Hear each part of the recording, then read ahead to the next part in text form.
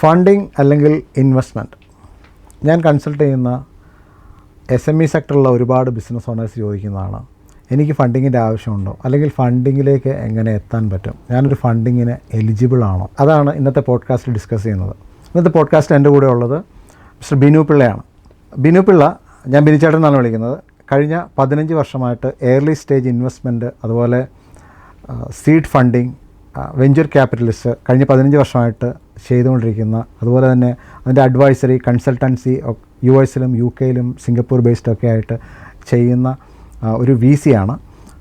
അപ്പോൾ അദ്ദേഹം ഇതിനെക്കുറിച്ച് പ്രാക്ടിക്കൽ ലെവലിൽ ഇതെങ്ങനെ പോസിബിളാണ് എന്ന് പറയാൻ ഏറ്റവും എലിജിബിൾ ആയിട്ടുള്ള ഒരാളാണ്. അപ്പോൾ ഞാൻ അദ്ദേഹത്തിൽ നിന്നാണ് ഈ VC എന്ന ടേം തന്നെ ആദ്യം മനസ്സിലാക്കിയത് ഒരു 15 വർഷങ്ങൾക്ക് മുമ്പ്. വെൽക്കം ടു ദ പോഡ്കാസ്റ്റ് ചേട്ടാ. നമ്മൾ ഫൗണ്ടേഴ്സിന് വേണ്ടിയിട്ടാണ് ഈ ഒരു പോഡ്കാസ്റ്റ് ചെയ്യുന്നത്. കാര്യം ഒരു ഫൗണ്ടേഴ്സ് റീവയറിംഗ് എന്ന് പറയുന്ന ഒരു പ്രോജക്റ്റ്. അപ്പോൾ ശരിക്കും ഞാൻ പറഞ്ഞതുപോലെ, ഇൻട്രൊഡക്ഷനിൽ പറഞ്ഞതുപോലെ, ഫണ്ടിങ് എന്താണ്, ഫണ്ടിങ് അല്ലെങ്കിൽ എന്തിനാണ് ഫണ്ടിങ്, ഒരു ഫൗണ്ടർ എപ്പോഴാണ് ഫണ്ടിങ് എടുക്കേണ്ടത്, ഒന്ന് പറയാമോ? ഫണ്ടിങ് കൊണ്ട് ഉദ്ദേശിക്കുന്നത് ഒരു കമ്പനിയുടെ ഒബ്ജക്റ്റീവ്സ് മീറ്റ് ചെയ്യാനായിട്ട് വെളിയിൽ നിന്ന് കൊണ്ടുവരുന്ന പൈസയാണ് ഈ ഫണ്ടിങ് എന്ന് പറയുന്നത്. അപ്പോൾ അത് പല രീതിയിലാകാം. ബാങ്ക് ലോൺ ആകാം, അല്ലെങ്കിൽ ഒരു ഇൻഡിവിജ്വൽ ഇൻവെസ്റ്റർ കൊണ്ടുവരുന്ന മണിയാകാം, ഓർ പെർഹാപ്സ് ഒരു ഇൻസ്റ്റിറ്റ്യൂഷൻ, ഒരു വെഞ്ചർ ക്യാപിറ്റൽ, പ്രൈവറ്റ് ഇക്വിറ്റി എന്നൊക്കെ പല പ്ലേയേഴ്സ് ഉണ്ട് ഈ ഇൻഡസ്ട്രിയിൽ. അവർ കൊണ്ടുവരുന്ന പൈസയാകാം, റൈറ്റ്? ഐ മീൻ, ഇത് ടിപ്പിക്കലി ഒരു കമ്പനി ഉപയോഗിക്കുന്നത് അവരുടെ ഒബ്ജക്റ്റീവ്സ് മീറ്റ് ചെയ്യുക. ഒബ്ജക്റ്റീവ്സ് ലൈക്ക് ഒരു സ്കെയിൽ ചെയ്യുക കമ്പനി പെട്ടെന്ന്, അല്ലെങ്കിൽ ഒരു ജിയോഗ്രാഫിക് എക്സ്പാൻഷൻ. ഇപ്പം സൗത്ത് ഇന്ത്യയിൽ ഓപ്പറേറ്റ് ചെയ്യുന്നു, ഓൾ ഓവർ ഇന്ത്യ എക്സ്പാൻഡ് ചെയ്യാനൊരു പ്ലാനുണ്ട്. അല്ലെങ്കിൽ വളരെ അസറ്റ് ഹെവി ആയിട്ടുള്ള കമ്പനീസ്, അപ്പോൾ അസറ്റ്സ് പർച്ചേസ് ചെയ്യണം, കുറേ ക്യാപിറ്റൽ ഇൻവെസ്റ്റ്മെൻറ്റ് വേണം. അപ്പോൾ അങ്ങനെയുള്ള കാര്യങ്ങൾക്കായിരിക്കും ഈ പൈസ ഉപയോഗിക്കുക. അപ്പോൾ അതിൽ നിന്നൊരു റിട്ടേൺ ജനറേറ്റ് ചെയ്തിട്ട് ഈ ഇൻവെസ്റ്റേഴ്സിന് പൈസ തിരിച്ചു കൊടുക്കാൻ പറ്റും. ഈവൻ ബാങ്ക് ലോൺ ആണെങ്കിലും ആ ബാങ്ക് ലോൺ വിത്ത് ഇൻട്രസ്റ്റ് തിരിച്ചടക്കണമല്ലോ, റൈറ്റ്? അപ്പം ഫണ്ടിങ് കൊടുക്കുന്ന രണ്ട് പാർട്ടിക്കും അതിൽ നിന്ന് ബെനിഫിറ്റ് ഉണ്ടാകുന്നു, റൈറ്റ്? അതുകൊണ്ടാണ് എക്കോസിസ്റ്റം ഇങ്ങനെ വർക്ക് ചെയ്ത് പോകുന്നത്. അപ്പോൾ ഈ ഫണ്ടിങ്ങിനെ കുറിച്ച് പറയുമ്പോഴേക്കും സ്വാഭാവികമായിട്ടും എല്ലാവർക്കും ഫണ്ടിങ് എന്ന് പറയുന്ന ഒരു കാര്യം വളരെ അതിനോട് അവർക്ക് ആവശ്യമുണ്ട്, ഫണ്ടിങ്ങിനെ കുറിച്ച്. അപ്പോൾ ഈ ഫണ്ടിങ്ങിനെ കുറിച്ച് പറയുമ്പം തന്നെ പെട്ടെന്ന് എല്ലാവരുടെയും മനസ്സിൽ വരുന്നത് ഒരു ബാങ്ക് ലോൺ, അല്ലെങ്കിൽ പെട്ടെന്ന് ഏതെങ്കിലും ഒരു പ്രൈവറ്റ് ആരുടെയെങ്കിലും ഒരു മണി ലെൻഡറിൽ നിന്ന് പൈസ എടുക്കുക, കാരണം പെട്ടെന്ന് കിട്ടുന്നതാണ്. അപ്പോൾ ഒരു സിസ്റ്റമാറ്റിക് ആയിട്ടുള്ള ഒരു ഫണ്ടിങ് എന്ന് പറയുന്ന ഒരു പ്രോസസ്സ് ശരിക്കും അത് ആർക്കാണ് അതിൻ്റെ ഒരു യഥാർത്ഥ, അല്ലെങ്കിൽ ഏത് സ്റ്റേജിലുള്ള ഒരു ബിസിനസ്സിനായിരിക്കും ശരിക്കും അത് പ്രയോജനപ്പെടുക?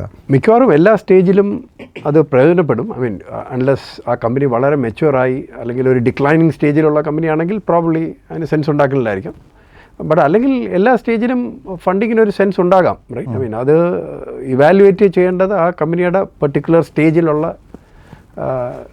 ഇത് റിക്വയർമെൻറ്റും അതിൻ്റെ എന്താ പറയുക ഔട്ട്കമും വെച്ചിട്ടായിരിക്കും അത് ചെയ്യുന്നത്. ഫോർ എക്സാമ്പിൾ, ഒരു വളരെ മെച്യൂർ ആയിട്ടുള്ള ഒരു കമ്പനി ആണെങ്കിൽ ബാങ്ക് ലോൺ ആയിരിക്കാം പോസിബിൾ. ശരിക്കും മെച്യൂർ ആയിട്ടുള്ള കമ്പനി ഒരു ലേമാൻ ടേംസിൽ പറഞ്ഞാൽ എന്താണ്? അപ്പോൾ ഗ്രോത്ത് അധികം ഇല്ല. ഐ മീൻ, കമ്പനി സ്റ്റഡി ആയിട്ട് റിട്ടേൺസ് പ്രൊഡ്യൂസ് ചെയ്യുന്നുണ്ട്, അതായത് സ്ഥിരമായ ഒരു പ്രഡിക്റ്റബിൾ ഇൻകം എല്ലാ മാസവും കമ്പനി, അതിനൊരു റിതമുണ്ട്, ഒരു സിസ്റ്റമുണ്ട്, സ്റ്റാഫ് ഉണ്ട്, എൻ്റെ ഒരു സിസ്റ്റം റണ്ണിങ് ആണ്. പക്ഷേ പ്രഡിക്റ്റബിൾ ആയിട്ടുള്ള ഇൻകം ആണ് ഉള്ളത് അല്ലേ? അതാണ് വലിയ ഗ്രോത്ത് ഓപ്പർച്യൂണിറ്റീസും കാണില്ലായിരിക്കാം. ഓർഗാനിക്കലി ഒരു 10% അങ്ങനെ വല്ലതും ഗ്രോ ചെയ്യുന്ന ഇതേ കാണുള്ളൂ. അപ്പം but very predictable cash flow ഉണ്ട്, റൈറ്റ്? അപ്പോൾ അത് ബാങ്ക് ലോൺ സർവീസ് ചെയ്യാൻ വളരെ ഐഡിയൽ ആണ്. അപ്പോൾ ബാങ്ക്സ് ടിപ്പിക്കലി അങ്ങനത്തെ കമ്പനിയാണ് ഫണ്ട് ചെയ്യാൻ. അതെ, ബാങ്കിന് ഐഡിയൽ കസ്റ്റമറാണ്.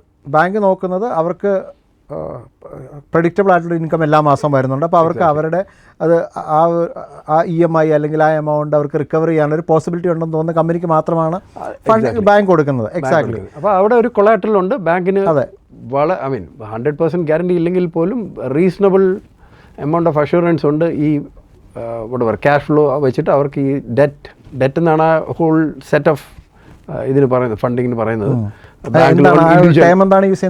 ഡെറ്റ് ഫൈനാൻസിങ്, അതായത് ഒരു കമ്പനി ഒരു ഇൻട്രസ്റ്റിന് വേണ്ടി, അപ്പോൾ ഒരു ഫിക്സ്ഡ് ഇൻട്രസ്റ്റ് അല്ലെങ്കിൽ ഒരു വേരിയബിൾ ഇൻട്രസ്റ്റ് ആകാം, ബട്ട് ഇൻട്രസ്റ്റ് റിലേറ്റഡ് ആണ് ആ ഫൈനാൻസിങ്. അപ്പം നമ്മളൊരു പ്രിൻസിപ്പൽ എമൗണ്ട് ബോറോ ചെയ്യുന്നു, ആ ബോറോയിങ് പ്രിൻസിപ്പൽ തിരിച്ചു കൊടുക്കണം, ആൻഡ് അഡീഷണലി ഇൻട്രസ്റ്റ് പേയ്മെൻറ്റ്സും ചെയ്യണം. അപ്പോൾ ആ ഇൻട്രസ്റ്റ് പേയ്മെൻറ്റ് പല രീതിയിൽ സ്ട്രക്ചർ ചെയ്യാം. ബട്ട് അൾട്ടിമേറ്റ്ലി അതിനൊരു ഇൻട്രസ്റ്റ് പേയ്മെൻറ്റും പ്രിൻസിപ്പളും ഉണ്ട്, റൈറ്റ്?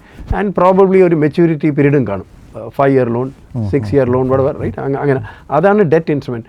ആസ് ഒപ്പോസ് ടു ഇക്വിറ്റിയാണ് വേറെ ടൈപ്പ് ഓഫ് ഫൈനാൻസിങ്. ഇക്വിറ്റി ഫൈനാൻസിങ്ങിൽ കമ്പനിയുടെ ഷെയർസ് സെൽ ചെയ്തിട്ടാണ് ഫണ്ട്സ് റേസ് ചെയ്യുന്നത്. അപ്പം ഷെയറിന് ഒരു ടിപ്പിക്കൽ വാല്യൂ ആണ്, അതിനെ ഒരു പ്രീമിയത്തിലോ വല്ലതും സെൽ ചെയ്തിട്ടായിരിക്കും മണി റേസ് ചെയ്യുന്നത്. അപ്പോൾ ഇക്വിറ്റിയുടെ ഇതെന്ന് പറഞ്ഞാൽ ഇൻട്രസ്റ്റ് ഒന്നുമില്ല, കമ്പനി പ്രോഫിറ്റബിളായി ആ പ്രോഫിറ്റിൽ നിന്ന് ജനറേറ്റ് ചെയ്യുന്ന free cash flow company distribute ചെയ്യുമ്പം ഇൻവെസ്റ്റേഴ്സിനും ആ പൈസ കിട്ടും, റൈറ്റ്? അതാണ് ഇക്വിറ്റി എന്നുള്ള ഔട്ട്കം. ബട്ട് ദെൻ അതിനേക്കാൾ ഉപരി കമ്പനി റീസെൽ ചെയ്യുകയാണെങ്കിൽ ഇക്വിറ്റി ഹോൾഡേഴ്സിനും അതിന് പ്രൊപ്പോർഷനേറ്റ് ആയിട്ടുള്ള ബെനിഫിറ്റ് കിട്ടും. ഡെറ്റ് ഹോൾഡർ ആണെങ്കിൽ അവർക്ക് ആ പ്രിൻസിപ്പൽ എമൗണ്ടും ഇൻട്രസ്റ്റും മാത്രമേ കിട്ടുള്ളൂ. അപ്പോൾ ഇക്വിറ്റി ഉള്ള ആളാണെങ്കിൽ 1/4 ഓഫ് ദ കമ്പനി ഓൺ ചെയ്യുകയാണെങ്കിൽ എത്ര എമൗണ്ടിനാണ് വിൽക്കുന്നത് അല്ലെങ്കിൽ എത്ര എമൗണ്ടിനാണ് എക്സിറ്റ് ചെയ്യുന്നത്, അതിൻ്റെ 1/4 കിട്ടും. അപ്പോൾ അത് ചിലപ്പം ഈ ബാങ്ക് ലോണിനേക്കാളിലൊക്കെ മെനി ടൈംസ് ഓവർ ആയിരിക്കാം. അപ്പം ഏർലി സ്റ്റേജ് കമ്പനീസിൽ പ്രത്യേകിച്ച് വെഞ്ചർ ക്യാപിറ്റലിസ്റ്റ് എന്ന് പറയുന്ന കമ്പനികൾ ചെയ്യുന്നത് ആ ഒരു മോഡലിലാണ്. അവർ ഒരു സ്മോൾ എമൗണ്ട് ഇട്ടിട്ട് സ്റ്റാർട്ടപ്പ് കമ്പനികളെ അടുത്ത സ്റ്റേജിലേക്ക് പ്രോഗ്രസ് ചെയ്ത് കൊണ്ടുവന്നിട്ട് അവർ വലിയൊരു പോയിന്റിലെത്തുമ്പോഴത്തേക്കും അവർ അതിനകത്തുനിന്ന് എക്സിറ്റ് ചെയ്യും. അപ്പോൾ അവർ എക്സ്പെക്ട് ചെയ്യുന്ന ഒരു 10 times 5 times at least multiple generate ചെയ്യാനാണ് അവർ നോക്കുന്നത്. വേറെ ഡെറ്റ് ആണെങ്കിൽ ഈ പറയുന്ന 1.5 times ചിലപ്പോൾ കിട്ടിയെന്ന് വരുള്ളൂ ഓവർ 10 years, റൈറ്റ്? ബട്ട് ഇത് ഒരു 10x റിട്ടേൺ ആണ് അവർ നോക്കുന്നത്. ബട്ട് ദെൻ എക്സ്ട്രീംലി റിസ്ക്കിയാണ്. അതാണ് അപ്പോൾ there is a trade off. Debt ആണോ ഇക്വിറ്റി ആണോ, ആ പർട്ടിക്കുലർ കമ്പനിയുടെ ഏത് സ്റ്റേജിലാണ്, ഞാൻ നേരത്തെ പറഞ്ഞ പോലെ മെച്യൂർ ആണോ അതോ വളരെ ഏർലി സ്റ്റേജാണ്, ഐഡിയ മാത്രമേ ഉള്ളൂ, കമ്പനി എക്സിക്യൂട്ട് ചെയ്ത് തുടങ്ങിയിട്ടില്ല, പ്രോഡക്റ്റ് ബിൽഡ് ചെയ്തിട്ടില്ല. അപ്പോൾ പല സ്റ്റേജിലും ഫണ്ടിങ് എടുക്കാം, പല ടൈപ്പ് ഓഫ് ഫണ്ടിങ് ആയിരിക്കാം അതിന് അപ്രോപ്രിയേറ്റ്. അതിൻ്റെ ഓരോന്നിൻ്റെയും റിസ്ക്കും അതിൻ്റെ ബെനിഫിറ്റും ഇവാലുവേറ്റ് ചെയ്തിട്ട് വേണം അത് ഡിസൈഡ് ചെയ്യാൻ, റൈറ്റ്? അപ്പോൾ രണ്ട് പാർട്ടീസിനും തമ്മിലുള്ള ഒരു എന്താ പറയുക നെഗോസിയേഷൻ്റെ പാർട്ടായിട്ടായിരിക്കും ഫൈനലി ഒരു ഔട്ട്കം വരിക. അപ്പോൾ നമ്മളിപ്പോൾ പറഞ്ഞത് ഡെറ്റ് ഫണ്ടിങ്ങിനെ കുറിച്ച് പറഞ്ഞു, അതുപോലെ വെഞ്ചർ VC എന്ന് അതിനെപ്പറ്റി പറഞ്ഞു.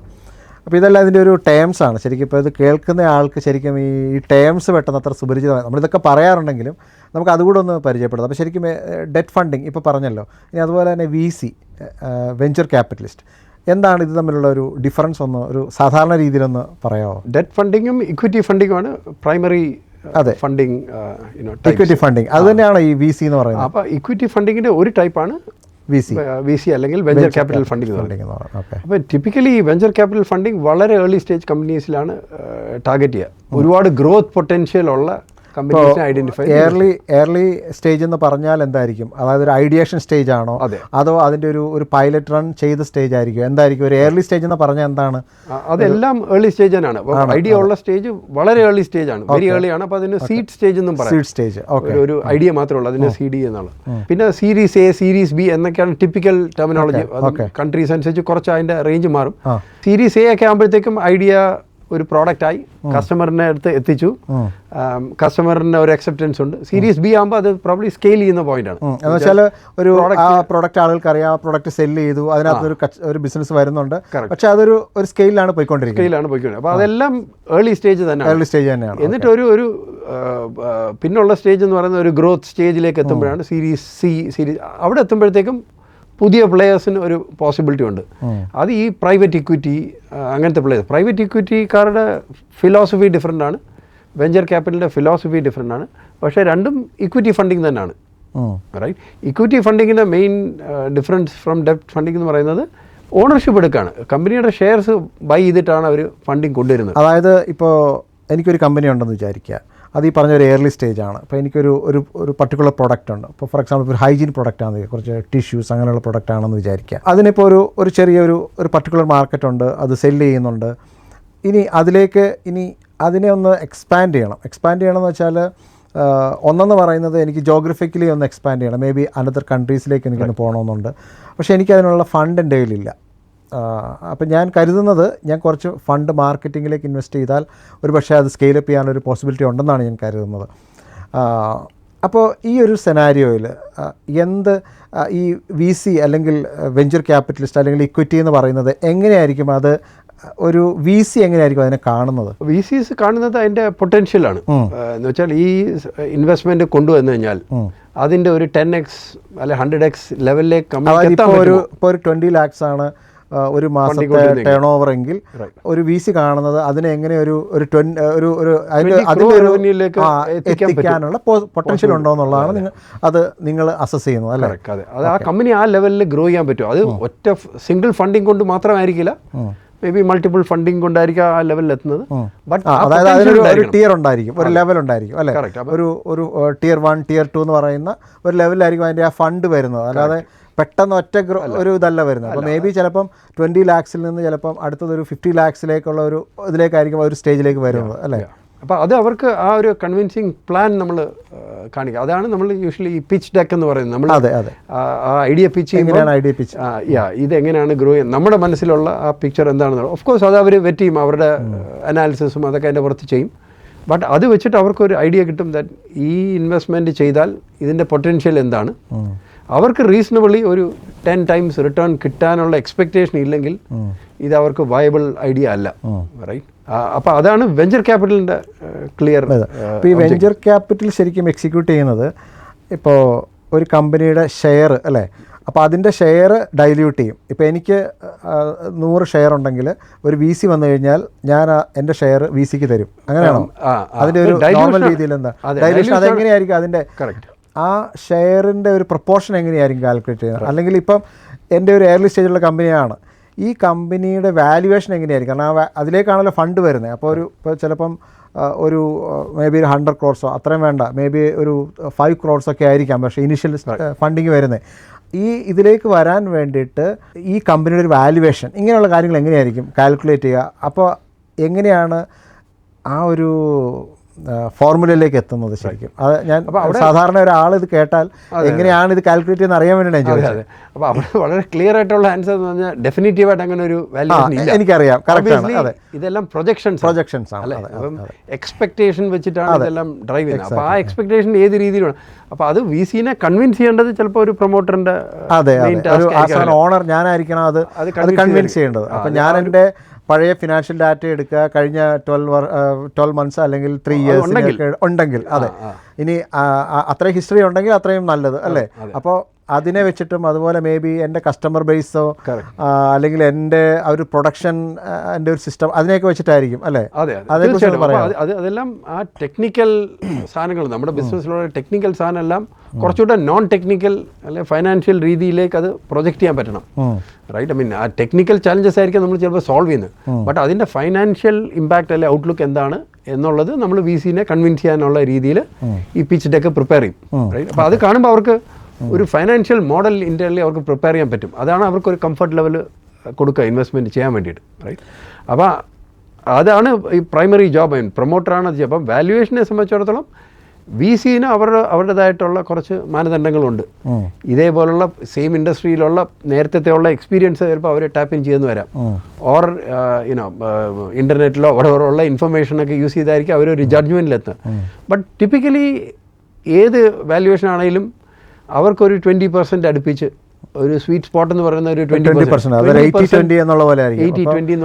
പ്രൊമോട്ടർ എനിക്ക് 80%, അതുപോലെ തന്നെ VC ഇടുന്നത് 20%. അപ്പോൾ അതാണ് ടിപ്പിക്കലി ഒരു മോഡൽ. അപ്പോൾ അവിടെ ഷെയർ സെല്ല് ചെയ്യല്ല ചെയ്യുന്നത്. ഇപ്പോൾ 100 shares ഉണ്ടെങ്കിൽ 20 shares VCക്ക് വിറ്റ് കഴിഞ്ഞാൽ ക്യാപിറ്റൽ ഗെയിൻ ടാക്സ് വരും. ബിക്കോസ് ഓണർ ആ 20 shares വിൽക്കുകയാണ്. അപ്പോൾ അവിടെ ചെയ്യുന്നത് വെച്ചാൽ പുതിയ ഷെയർസ് ഓത്തറൈസ് ചെയ്തിട്ട് ആ പുതിയ ഷെയർസാണ് VCs പർച്ചേസ് ചെയ്യുക. അതൊന്നും. പിന്നെ രണ്ട്, ഈ പ്രൊമോട്ടറിന് ക്യാഷ് ഔട്ട് ചെയ്യാനുള്ള ഓപ്ഷൻ VCs നോർമലി കൊടുക്കാറില്ല. റെയർ സിനാരിയോയിലോ അങ്ങനെയുള്ള ഒരു ഇത്. കാര്യം ഈ ക്യാഷ് ഇൻഫ്യൂസ് ചെയ്യുന്നത് കമ്പനിയുടെ ഗ്രോത്തിലേക്ക് അല്ലെങ്കിൽ അതിൻ്റെ ഓപ്പറേഷനിൽ ഇതിനു വേണ്ടിയിട്ടാണ്. പ്രത്യേകിച്ച് ഏർലി സ്റ്റേജിൽ വെഞ്ചർ ക്യാപിറ്റലിനും പ്രൊമോട്ടറും രണ്ടുപേരും ഫുള്ളി അലൈൻഡ് ആയിരിക്കണം. ആ പൈസ ഒരിക്കലും പ്രൊമോട്ടറിന്റെ ലൈഫ് സ്റ്റൈൽ ഇമ്പ്രൂവ് ചെയ്യാനോ ഇതിനായിട്ട് ഉപയോഗിക്കാൻ പറ്റില്ല. അപ്പോൾ അതായിരിക്കും അവർ കൊണ്ടുവരുന്ന കണ്ടീഷൻസും ടേംസും ഒക്കെ. അതായത് ജനറലി പറഞ്ഞു കഴിഞ്ഞാൽ എൻ്റെ കമ്പനിയുടെ ഒരു വാല്യുവേഷൻ എടുക്കുന്നു. അപ്പോൾ പ്രൊമോട്ടറിന് അല്ലെങ്കിൽ ഈ VCക്ക് VCയുടേതായ ചില പാരാമീറ്റേഴ്സ് ഉണ്ടാവും അല്ലേ? അപ്പോൾ ആ പാരാമീറ്റേഴ്സുമായിട്ട് ഇത് അലൈൻഡ് ആയി കഴിഞ്ഞ് കഴിഞ്ഞാൽ അവിടെ ആ ഒരു ഡീല് നടക്കും. അതിനുശേഷം ഇത് ഒരുമിച്ച് വർക്ക് ചെയ്യുന്നു. പക്ഷേ ഇങ്ങനെ വരുമ്പം ഇപ്പോൾ നമ്മൾ പറഞ്ഞത് VC-നെ വെഞ്ചർ ക്യാപിറ്റലിസ്റ്റിനെ കുറിച്ചാണ്, അല്ലെങ്കിൽ ഇക്വിറ്റി ഫണ്ടിനെ കുറിച്ചാണ്. ഇനി അടുത്ത ഇതിൻ്റെ ഒരു ചോദ്യമുണ്ട്, അതവിടെ നിൽക്കട്ടെ. ഇനി വേറെ എന്ത് ടൈപ്പ് ഓഫ് ഫണ്ടിങ് ആണ് അപ്പം വേറെ ഉണ്ടാവുക? ഏറ്റവും വലുതായിട്ടുള്ള പിന്നുള്ളത് പ്രൈവറ്റ് ഇക്വിറ്റി ഫണ്ടിങ് ആണ്. പ്രൈവറ്റ് ഇക്വിറ്റിയുടെ മോഡൽ എന്ന് പറയുന്നത് അവർ കുറെ കൂടെ ഓണർഷിപ്പ് എടുക്കാനാണ്, പക്ഷെ അവർ മെജോറിറ്റി ഓണർഷിപ്പ് എടുക്കുകയാണ് അവരുടെ യൂഷ്വൽ പ്രോസസ്സ്. അപ്പം ഈ വെഞ്ചർ ക്യാപിറ്റൽ ഒരു മൈനോറിറ്റി സ്റ്റേക്ക് 20% പകരം അവർ ഒരു പ്രൈവറ്റ് ഇക്വിറ്റി ആകുമ്പോഴേക്കും മെജോറിറ്റി എടുക്കും, മേളിൽ എടുക്കും മേ ബി 60-40, റൈറ്റ്? അപ്പം 40% പ്രൊമോട്ടേഴ്സിനെ തന്നെ വെച്ചിട്ട് 60% അവർ അക്വയർ ചെയ്യും. അത് ചിലപ്പം കുറച്ചുകൂടെ ഒരു അഡ്വാൻസ്ഡ് സ്റ്റേജിലുള്ള കമ്പനീസിലേക്കായിരിക്കാം അല്ലേ? അതെ. അപ്പോൾ അവരുടെ എക്സ്പെക്ടേഷൻ ഡിഫറെൻ്റ് ആണ്. നേരത്തെ ഞാൻ പറഞ്ഞ പോലെ അവർ കുറച്ചുകൂടെ ഒരു സ്റ്റേബിൾ ക്യാഷ് ഫ്ലോ ഉള്ള കമ്പനീസിനാണ് ടാർഗറ്റ് ചെയ്യുന്നത്. ബാങ്കിൻ്റെ അത്രയും സ്ട്രിക്റ്റ് നോംസ് ചിലപ്പോൾ കാണില്ലായിരിക്കാം. ബട്ട് സ്റ്റിൽ അവരെ സംബന്ധിച്ചോളം അവർ നോക്കുന്നത് ഒരു 20% റിട്ടേൺ ഓൺ ഇൻവെസ്റ്റ്മെൻറ്റ് കിട്ടുമെങ്കിൽ ദേ ആർ ഹാപ്പി. 10 times എന്നുള്ള ഒബ്ജക്റ്റീവ് കാണില്ല, സ്റ്റഡി ക്യാഷ് ഫ്ലോ. ഇപ്പോൾ 100 crores കൊണ്ടുവരികയാണെങ്കിൽ 20 crores റവന്യൂ ഇതുണ്ടെങ്കിൽ, I mean or profit share ഉണ്ടെങ്കിൽ അതാണ് അവർ ടാർഗറ്റ് ചെയ്യുന്നത്. എന്നിട്ട് അവർ ഇന്റേണലി നോക്കുന്നത് വെച്ചാൽ ഈ കമ്പനിയെ നെക്സ്റ്റ് ലെവലിലേക്ക് കൊണ്ടുവരാൻ പറ്റുമോ? ഇപ്പോഴത്തെ റവന്യൂ 100 crore ആണ്. അവരുടെ കോൺടാക്ട്സും ഫൈനാൻഷ്യൽ കണക്ട്സും ഇതെല്ലാം വെച്ച് 200 crore ആക്കാൻ പറ്റുമോ? ബിക്കോസ് ഈ 100 crore ഇൻവെസ്റ്റ്മെൻറ്റ് കൊണ്ടുവന്ന് വെച്ചിട്ട് കുറച്ച് ജിയോഗ്രാഫിക് എക്സ്പാൻഷനോ സ്കെയിലിങ്ങോ എന്തെങ്കിലുമൊക്കെ ചെയ്യാൻ പറ്റും. ഓർ ഈവൻ വേറെ കമ്പനീസിനെ അക്വയർ ചെയ്ത് ഇതിൻ്റെ കൂടെ മേർജ് ചെയ്യുക. അങ്ങനെ പല കാര്യങ്ങൾ ചെയ്തിട്ട് റവന്യൂ നല്ലോണം ബൂസ്റ്റ് ചെയ്ത് കഴിഞ്ഞാൽ അവരെ സംബന്ധിച്ച് എക്സിറ്റ് ചെയ്യുമ്പം ഇതിനേക്കാൾ എക്സിറ്റ് ചെയ്യുന്ന പറഞ്ഞാൽ ഈ പ്രൊമോട്ടർ എക്സിറ്റ് ചെയ്യുന്ന സമയം, പ്രൊമോട്ടർ മാത്രമല്ല ഈ പ്രൈവറ്റ് ഇക്വിറ്റി എക്സിറ്റ് ചെയ്യാം. അപ്പോൾ അത് ടിപ്പിക്കലി ചെയ്യുന്ന ഫോർ എക്സാമ്പിൾ ഒരു IPO കൂടെ ആയിരിക്കാം. ഒരു IPO വരുമ്പോഴത്തേക്കും പ്രൈവറ്റ് ഇക്വിറ്റിയുടെ നല്ലൊരു ശതമാനം അവരെ എക്സിറ്റ് ചെയ്യും. ഓർ വേറൊരു വലിയൊരു പ്രൈവറ്റ് ഇക്വിറ്റിക്ക് കുറെ കൂടെ കൺസോൾട്ടേറ്റ് ചെയ്യുന്ന ലാർജർ പ്രൈവറ്റ് ഇക്വിറ്റിക്ക് സെല് ചെയ്യാൻ പറ്റുകയാണെങ്കിൽ അവർ ആ ഒരു റിട്ടേൺ ആണ് അവർ നോക്കുന്നത്. ഒരു നല്ല ബാങ്ക് റിട്ടേൺ അല്ല, അതിനേക്കാൾ മച്ച് ഹയർ റിട്ടേൺ, കുറെ കൂടെ സ്റ്റേബിൾ ബേസ്. ആ ടൈമിൽ പ്രൊമോട്ടറിന് ഒരു എക്സിറ്റ് കൂടെ കിട്ടും. നേരത്തെ ഷെയർസ് കൊടുത്തപ്പം കിട്ടിയ ഒരു എക്സിറ്റ് ഉണ്ട്, വിച്ച് 60%, അല്ലേ? ബാക്കി 40% ചിലപ്പോൾ ഈ IPO കൂടെ അല്ലെങ്കിൽ അടുത്ത സെയിലിൽ കൂടെ വരാം. ഓർ 40% അല്ല, മേ ബി അതിൻ്റെ ഹാഫ് ആയിരിക്കും സെല് ചെയ്യുന്നത്. അടുത്ത പ്രൈവറ്റ് ഇക്വിറ്റിയും ഈ പ്രൊമോട്ടേഴ്സിനെ ചിലപ്പോൾ റീറ്റെയിൻ ചെയ്യുന്ന വരാം. ആൻഡ് അഗെയിൻ പ്രൊമോട്ടേഴ്സിന് ആ സമയത്തുള്ള റോഡ് കൺട്രോൾ അല്ല, അവർക്ക് അഡ്വൈസറിയോ അങ്ങനെ പോലത്തെ റോളായിരിക്കും കൊടുക്കുന്നത്. ആ ഒരു കണ്ടിന്യൂറ്റിക്ക് വേണ്ടി മനസ്സിലായി. അവിടെ അവർക്ക് ആക്റ്റീവ് റോള് കുറവായിരിക്കും. ഇഷ്ടമുണ്ടെങ്കിൽ പാർട്ടിസിപ്പേറ്റ് ചെയ്യാം, ഇല്ലെങ്കിൽ കുഴപ്പമില്ല, അഡ്വൈസറി റോളിൽ നിൽക്കും. ആ ഒരു കണ്ടിന്യൂറ്റിയുടെ ഇത് റൈറ്റ്. അതായത് ഞാനൊരു ഉദാഹരണം പറഞ്ഞാൽ ഇത് കേൾക്കുന്നവർക്ക് ഈസി ആയിട്ട് മനസ്സിലാക്കാൻ വേണ്ടി ഒരു എക്സാമ്പിൾ പറഞ്ഞാൽ, ഇപ്പോൾ ഒരു ഫുഡ് ചെയിൻ, ഒരു ഫാസ്റ്റ് ഫുഡ് ചെയിൻ ആണെന്ന് വിചാരിക്കുക. ഒരു 10 outlets ഉണ്ട്. അതിനകത്തുനിന്ന് എല്ലാ ഔട്ട്ലെറ്റിൽ നിന്ന് കണ്ടിന്യൂസ് ആയിട്ട് കൺസിസ്റ്റൻ്റ് ആയിട്ടൊരു ഇൻകം വരുന്നുണ്ട്. അപ്പോൾ അവിടെ ഈ പറഞ്ഞ പോലെ ഒരു പ്രൈവറ്റ് ഇക്വിറ്റി വരികയാണ്. അവർക്ക് മേ ബി ഒന്ന് ജോഗ്രഫിക്കൽ എക്സ്പാൻഷൻ, ഇപ്പോൾ കേരളത്തിലുള്ളതാണ്, തമിഴ്നാട് കർണാടക എക്സ്പാൻഷൻ വരികയാണ്.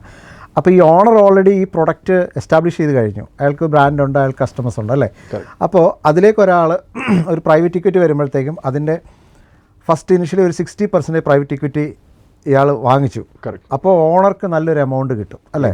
അവിടെ ഒരു എമൗണ്ട് കിട്ടും. അപ്പോൾ അയാൾക്ക് അത് എൻകാഷ് ചെയ്യാം, അയാളുടെ പോക്കറ്റിൽ ഇടാം, അല്ലേ? പ്ലസ് ഈ 40% അവിടെ നിലനിൽക്കുകയാണ്, അല്ലേ? അപ്പോൾ അയാളുടെ റോൾസ് എന്ന് പറയുന്നത് ബേസിക്കലി ഇതിനെ ഒന്ന് ഇപ്പോൾ ഉള്ള കണ്ടിന്യൂ ചെയ്യാനുള്ള റോൾസ് ആയിരിക്കും, അതുവരെയുള്ളവരുടെ എക്സ്പെർട്ടീസ് ആയിരിക്കും. പക്ഷേ ഈ പ്രൈവറ്റ് ഇക്വിറ്റി ചെയ്യുന്നവരില്ലേ, അവർക്കും ഇതിനകത്തൊരു പ്ലാൻ ഉണ്ടാവില്ലേ? അതൊന്ന് പറയാം. ഞാൻ ഈ പറഞ്ഞ സെനാരിയോയില്ലേ? എക്സാക്ട്ലി. അപ്പോൾ അവർ 60% ബൈ ഔട്ട് ചെയ്തു. അപ്പോൾ അവർക്ക് കൺട്രോൾ കിട്ടി. അതെ. എന്നിട്ട് ആ ഒരു കൺട്രോൾ അവർ നെഗോഷിയേറ്റ് ചെയ്യും. നേരത്തെ പറഞ്ഞ പോലെ പ്രൊമോട്ടറിന് ചിലപ്പം വെറും അഡ്വൈസറി റോൾ ആയിരിക്കാം, ഓർ ചിലർ ചിലപ്പം ഒരു സാലറി കൊടുത്തിട്ട് CEO ആയിട്ട് റിട്ടൈൻ ചെയ്യാം. അവരുടെ നെഗോഷിയേറ്റ് ചെയ്യാൻ പറ്റും. ബട്ട് ഡെഫിനറ്റ്ലി ഒരു നോൺ കമ്പീറ്റ് കാണും. അടുത്ത 5 yearsലേക്ക് same type of fast food chain തുടങ്ങാൻ പാടില്ല, ഫുഡ് ഇൻഡസ്ട്രിയിൽ പാർട്ടിസിപ്പേറ്റ് ചെയ്യാൻ, അങ്ങനെയൊക്കെയുള്ള ഒരു നോൺ കമ്പീറ്റ് ഫോർ ഷുവർ കാണും, റൈറ്റ്? എന്നിട്ട് ഇവരെന്താ ചെയ്യുന്നത് വെച്ചാൽ ഇതുപോലത്തെ ജോഗ്രാഫിക് എക്സ്പാൻഷൻ കഴിയുമ്പോഴത്തേക്കും കമ്പനി കുറെ കൂടെ വലുതാകും, റൈറ്റ്? അപ്പോൾ ഈ 100 crore റവന്യൂ 200 crore റവന്യൂ ആയി കഴിഞ്ഞാൽ രണ്ട് കാര്യം നടക്കും. ഒന്ന്, അതിൻ്റെ മൾട്ടിപ്പിളാണ് മിക്കവാറും കാര്യം. ഈ ഫ്രീ ക്യാഷ് ഫ്ലോ ഒരു മൾട്ടിപ്പിളാണ് മിക്കവാറും എക്സിറ്റ് വാല്യുവേഷൻ വരുന്നത്, റൈറ്റ്? കാര്യം കൂടുതൽ പ്രോഫിറ്റ് ഉണ്ടെങ്കിൽ ഹയർ വാല്യുവേഷൻ. രണ്ട്, ഹയർ നമ്പേഴ്സ് എത്തുമ്പോഴത്തേക്കും മൾട്ടിപ്പിളും കൂടും. കാര്യം ചെറിയ കമ്പനി കുറച്ചുകൂടെ റിസ്ക്കിയാണ്, പക്ഷേ 100 ഔട്ട്ലെറ്റിലുള്ള കമ്പനിയുടെ റവന്യൂസ് കുറെ കൂടെ സ്റ്റേബിൾ ആണ്. 5 ഔട്ട്ലെറ്റിലുള്ളതിനേക്കാൾ കൂടുതൽ സ്റ്റേബിൾ ആണ് 100. 500 ആണെങ്കിൽ ഈവൻ മോർ സ്റ്റേബിൾ, കാര്യം വേരിയേഷൻ അത്രയും കുറയും, ആവറേജ് ഔട്ട് ചെയ്യല്ലേ.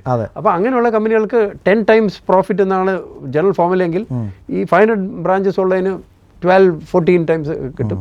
IPO ചെയ്താൽ മേ ബി അത് 20 ടൈംസ് ഓർ 25 ടൈംസ് ആയിരിക്കും. അപ്പോൾ ആ ഒരു ബെനിഫിറ്റും ആ സ്കെയിലിൻ്റെ അഡ്വാൻറ്റേജും ഈ പ്ലേയേഴ്സിന് കാണും. പിന്നെ അവരുടെ ഔട്ട്ലുക്കിൽ അവർ ചിലപ്പം സിമിലർ ആയിട്ട് അല്ലെങ്കിൽ കൂടെ വർക്ക് ചെയ്യാൻ പറ്റുന്ന വേറെ കമ്പനികളെ മാറ്റെന്ന് വരാം. ഇതേപോലെ, അതായത് സിമിലർലി ഇതുമായിട്ട് കണക്ട് ചെയ്യാൻ പറ്റുന്ന ഇതേപോലെയുള്ളതും ബൈ ചെയ്തെന്ന് വരാം. കറക്റ്റ്. അപ്പോൾ ഇതിൻ്റെ ഒരു ജേണി എന്താണെന്ന് വെച്ചാൽ, ഈ കമ്പനി ഞാൻ ഈ പറഞ്ഞ പോലെ 10 ഔട്ട്ലെറ്റ് വരുന്നു, പ്രൊമോട്ടർ ഇതിന് ഒരു പ്രൈവറ്റ് ഇക്വിറ്റി ചെയ്യുന്നു. അപ്പോൾ ഒരു 60%, 60-40 എന്ന രീതിയിൽ 40ലേക്ക് വരുന്നു. കൂടുതൽ കൺട്രോളും ഈ പ്രൈവറ്റ് ഇക്വിറ്റി ിലേക്ക് വരുന്നു. അതിനുശേഷം അടുത്ത ടിയറിലേക്ക് വരുമ്പോഴാണ് ഈ IPO എന്ന് പറയുന്ന വാല്യുവേഷനിലേക്ക് വരുന്നത്. അപ്പോഴത്തേക്കും ഈ കമ്പനി ഇപ്പോൾ 10 ഔട്ട്ലെറ്റ് എന്നുള്ള മേ ബി 100 ആയിരിക്കും, 500 ആയിരിക്കാം. അപ്പോഴായിരിക്കും ഒരു IPO ചെയ്യുന്നത്. IPO ചെയ്യുമ്പോൾ അവിടെ വീണ്ടും ഒരു അടുത്ത ഒരു ലെവൽ ഓഫ് ഫണ്ടിങ് വരികയാണ് അല്ലേ. അപ്പോൾ വാല്യുവേഷൻ കൂടി. അപ്പോൾ ഇവിടെ ഒരു കാര്യം കൂടെ നടക്കുന്നത്, കമ്പനിയുടെ വാല്യുവേഷൻ കൂടുന്നുണ്ട് അല്ലേ. അപ്പോൾ എനിക്ക് തോന്നുന്നത് ഈ പ്രൈവറ്റ് ഇക്വിറ്റി ചെയ്യുമ്പോൾ അവർ മെയിൻലി ഫോക്കസ് ചെയ്യുന്നത് ഈ കമ്പനിയുടെ വാല്യുവേഷൻ കൂട്ടാനും കൂടാണ് അല്ലേ. അപ്പോഴാണ് അപ്പോൾ അവരും അതിനകത്ത് എക്സിറ്റ് ചെയ്യുന്നുണ്ട് അല്ലേ. ഈ രണ്ട് പാർട്ടിയും അവിടെ എക്സിറ്റ് ചെയ്യുക ഈ IPOയിലേക്ക് വരുമ്പോഴത്തേക്ക് അല്ലേ. എക്സിറ്റ് എന്ന് പറയുമ്പോൾ IPO ഒക്കെ ചെയ്യുന്ന പോയിന്റിൽ 100% പെട്ടെന്ന് എക്സിറ്റ് ചെയ്യാൻ പറ്റില്ല. അതെ, അത് കുറച്ചുകൂടെ ഒരു സ്ലോ പ്രോസസ്. അതൊരു ടെക്നിക്കാലിറ്റിയാണ്. ബട്ട് വാല്യുവേഷൻ സ്റ്റിൽ ഉണ്ട്. ആ സ്റ്റോക്കിന്റെ ആ വാല്യൂ എത്രയാണോ അതാണ് നമ്മുടെ വർത്ത്. അപ്പം 10% ആണ് ഹോൾഡ് ചെയ്യുന്നതെങ്കിൽ 10% of the total market valuation, right. അപ്പോൾ IPO ചെയ്ത് കഴിയുമ്പോൾ അതിനൊരു മാർക്കറ്റ് വാല്യൂ ഉണ്ട്. ആ മാർക്കറ്റ് വാല്യൂ കുറച്ചുകൂടെ സ്റ്റേബിൾ ആണ്. നമുക്ക് 10% ഒരുമിച്ച് വിൽക്കണ്ട, 1% വിൽക്കാം, 1 ഷെയർ വേണേലും വിൽക്കാം. മാർക്കറ്റിൽ കുറച്ചുകൂടി ഈസിലി ട്രേഡ് ചെയ്യാൻ പറ്റുന്ന സാധനമായി മാറി അത് IPO ചെയ്ത് കഴിയുമ്പോൾ. അപ്പോൾ ആ പ്രോസസ്സ് പ്രോബ്ലി എൻഡ് സ്റ്റേജിലായിരിക്കും വരുന്നത്. അതിന് മുമ്പേ ചിലപ്പം അനദർ പ്രൈവറ്റ് ഇക്വിറ്റി പ്ലെയർ വന്നിട്ട് ഇവരെ രണ്ടുപേരെയും ബൈ ഔട്ട് ചെയ്യാം. ഓർ മറ്റേ PE മാത്രം ബൈ ഔട്ട് ചെയ്ത് പ്രൊമോട്ടറിന്റെ കുറച്ച് മാത്രം ബൈ ഔട്ട് ചെയ്യാം. പല പോസിബിലിറ്റീസ് ഇതിനകത്ത് ആക്ച്വലി വരുന്നുണ്ട്. പക്ഷേ നേരത്തെ മനു പറഞ്ഞ പോലെ ഓരോ ലെവലിലും വാല്യുവേഷൻ കൂടി തന്നെ വരണം. അതാണ് എല്ലാവരും എക്സ്പെക്ട് ചെയ്യുന്നത്. അപ്പോൾ എല്ലാവരും അതിനകത്തുനിന്ന് ബെനിഫിറ്റ് ചെയ്യും. അപ്പോൾ ഇതിലെന്താണെന്ന് വെച്ചാൽ, ഇതിനകത്ത് ഞാൻ മനസ്സിലാക്കിയ ഒരു കാര്യം എന്ന് പറയുന്നത്, ഇപ്പം ഞാൻ കൺസൾട്ട് ചെയ്യുന്ന ഒരുപാട് കമ്പനീസ് എന്ന് പറഞ്ഞാൽ, അവരിപ്പോൾ പറഞ്ഞ പോലെ ഇപ്പോൾ 10 ഔട്ട്ലെറ്റ് ഉണ്ടെങ്കിൽ അവർക്ക് ഇൻവെസ്റ്റ്മെൻറ്റിനെ കുറിച്ചും ഫണ്ടിങ്ങിനെ കുറിച്ചൊക്കെ അറിയാമെങ്കിലും ഈ 10 ഔട്ട്ലെറ്റിൻ്റെ പ്രോഫിറ്റ് എങ്ങനെ കൂട്ടാമെന്നുള്ളതാണ് അവരുടെ ഒരു തോട്ടെന്ന് പറയുന്നത്.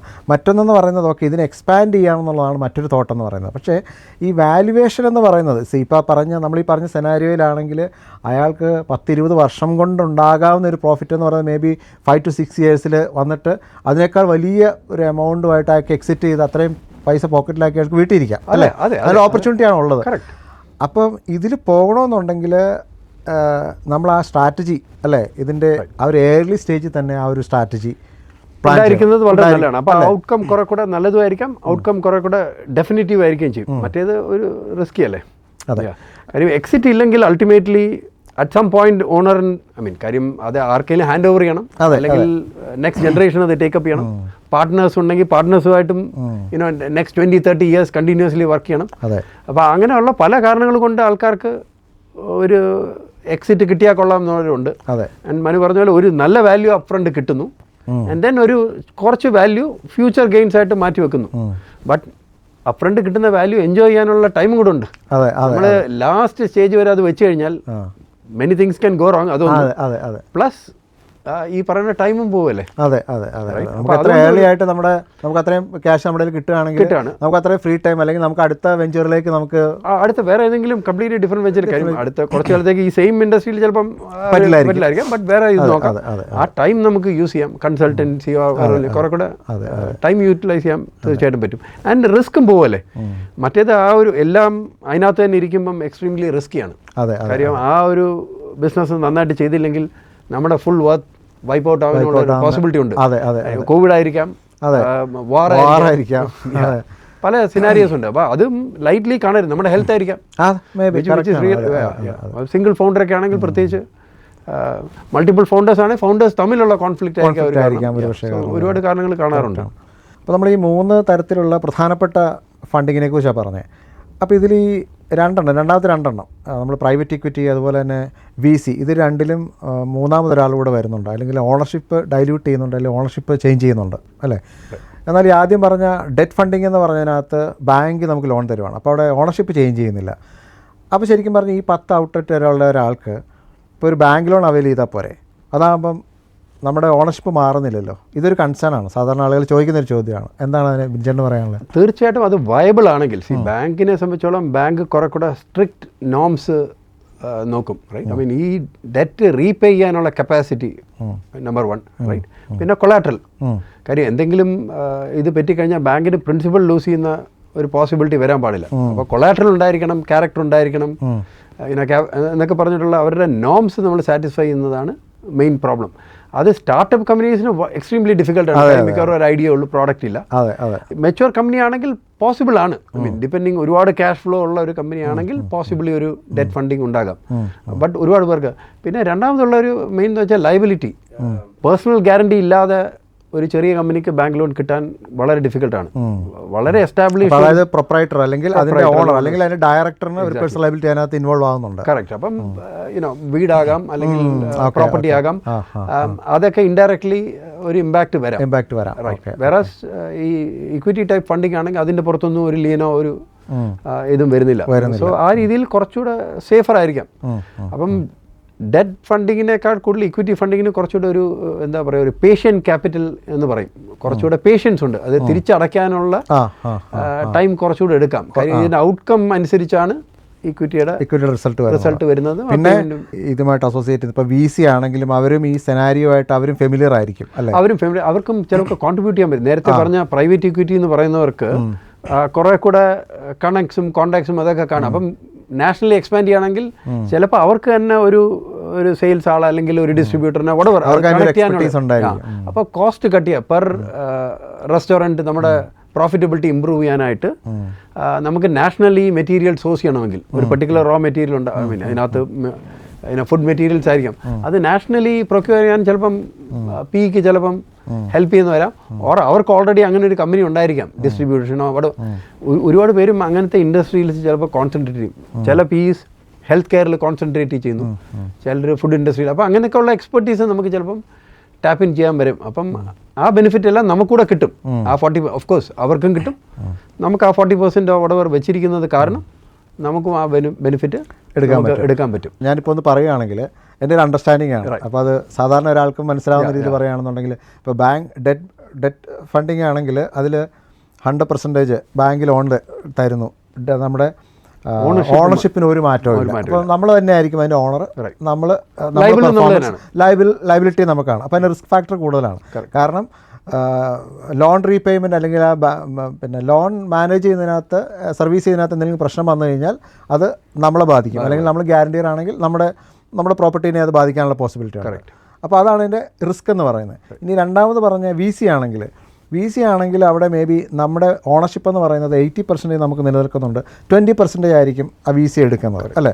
അപ്പോൾ അവിടെ ഷോ റൺ ചെയ്യുന്നത് നമ്മൾ തന്നെയായിരിക്കും അല്ലേ? ഷോ റൺ ചെയ്യുന്നതല്ല, പക്ഷേ അവരുടെ ഒരു ഫണ്ടിങ്ങിൻ്റെ ഒരു ലെവറേജ് നമുക്ക് എടുക്കാൻ പറ്റും. പക്ഷേ അവരുടെ കൺട്രോൾ എന്ന് പറയുന്നതും കുറവായിരിക്കും. കൂടുതലും അവരൊരു സൈലന്റ് ആയിരിക്കും അല്ലേ? കൂടുതൽ സൈലന്റ് ആയിരിക്കും അവർ. കാര്യം അതെല്ലാം ഒരു സ്റ്റാൻഡേർഡ് എഗ്രിമെന്റിന്റെ പുറത്തായിരിക്കും അത് റൺ ചെയ്യും. അത് കുറച്ചൊക്കെ നെഗോഷ്യബിൾ ആണ്.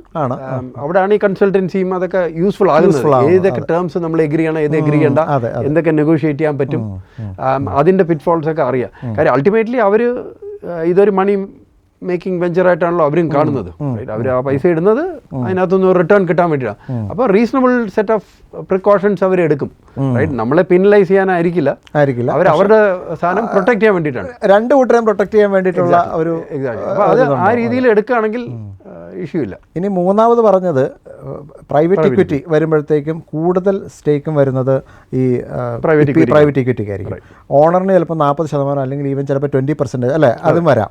അപ്പോൾ ഇവിടെ ഒരു ഓണർക്കുള്ളൊരു അഡ്വാൻറ്റേജ് എന്ന് പറയുന്നത് അവിടെ വരുന്നത് കൂടുതലും ഓപ്പറേറ്റ് ചെയ്യുന്നത് ഒരു പക്ഷേ ഈ PE ആയിരിക്കും അല്ലേ? PE ആയിരിക്കും ലീഡ് ചെയ്യുന്നത്, അല്ലെങ്കിൽ ആ ഷോ റൺ ചെയ്യുന്നതിൻ്റെ ഒരു 80% അവരായിരിക്കും.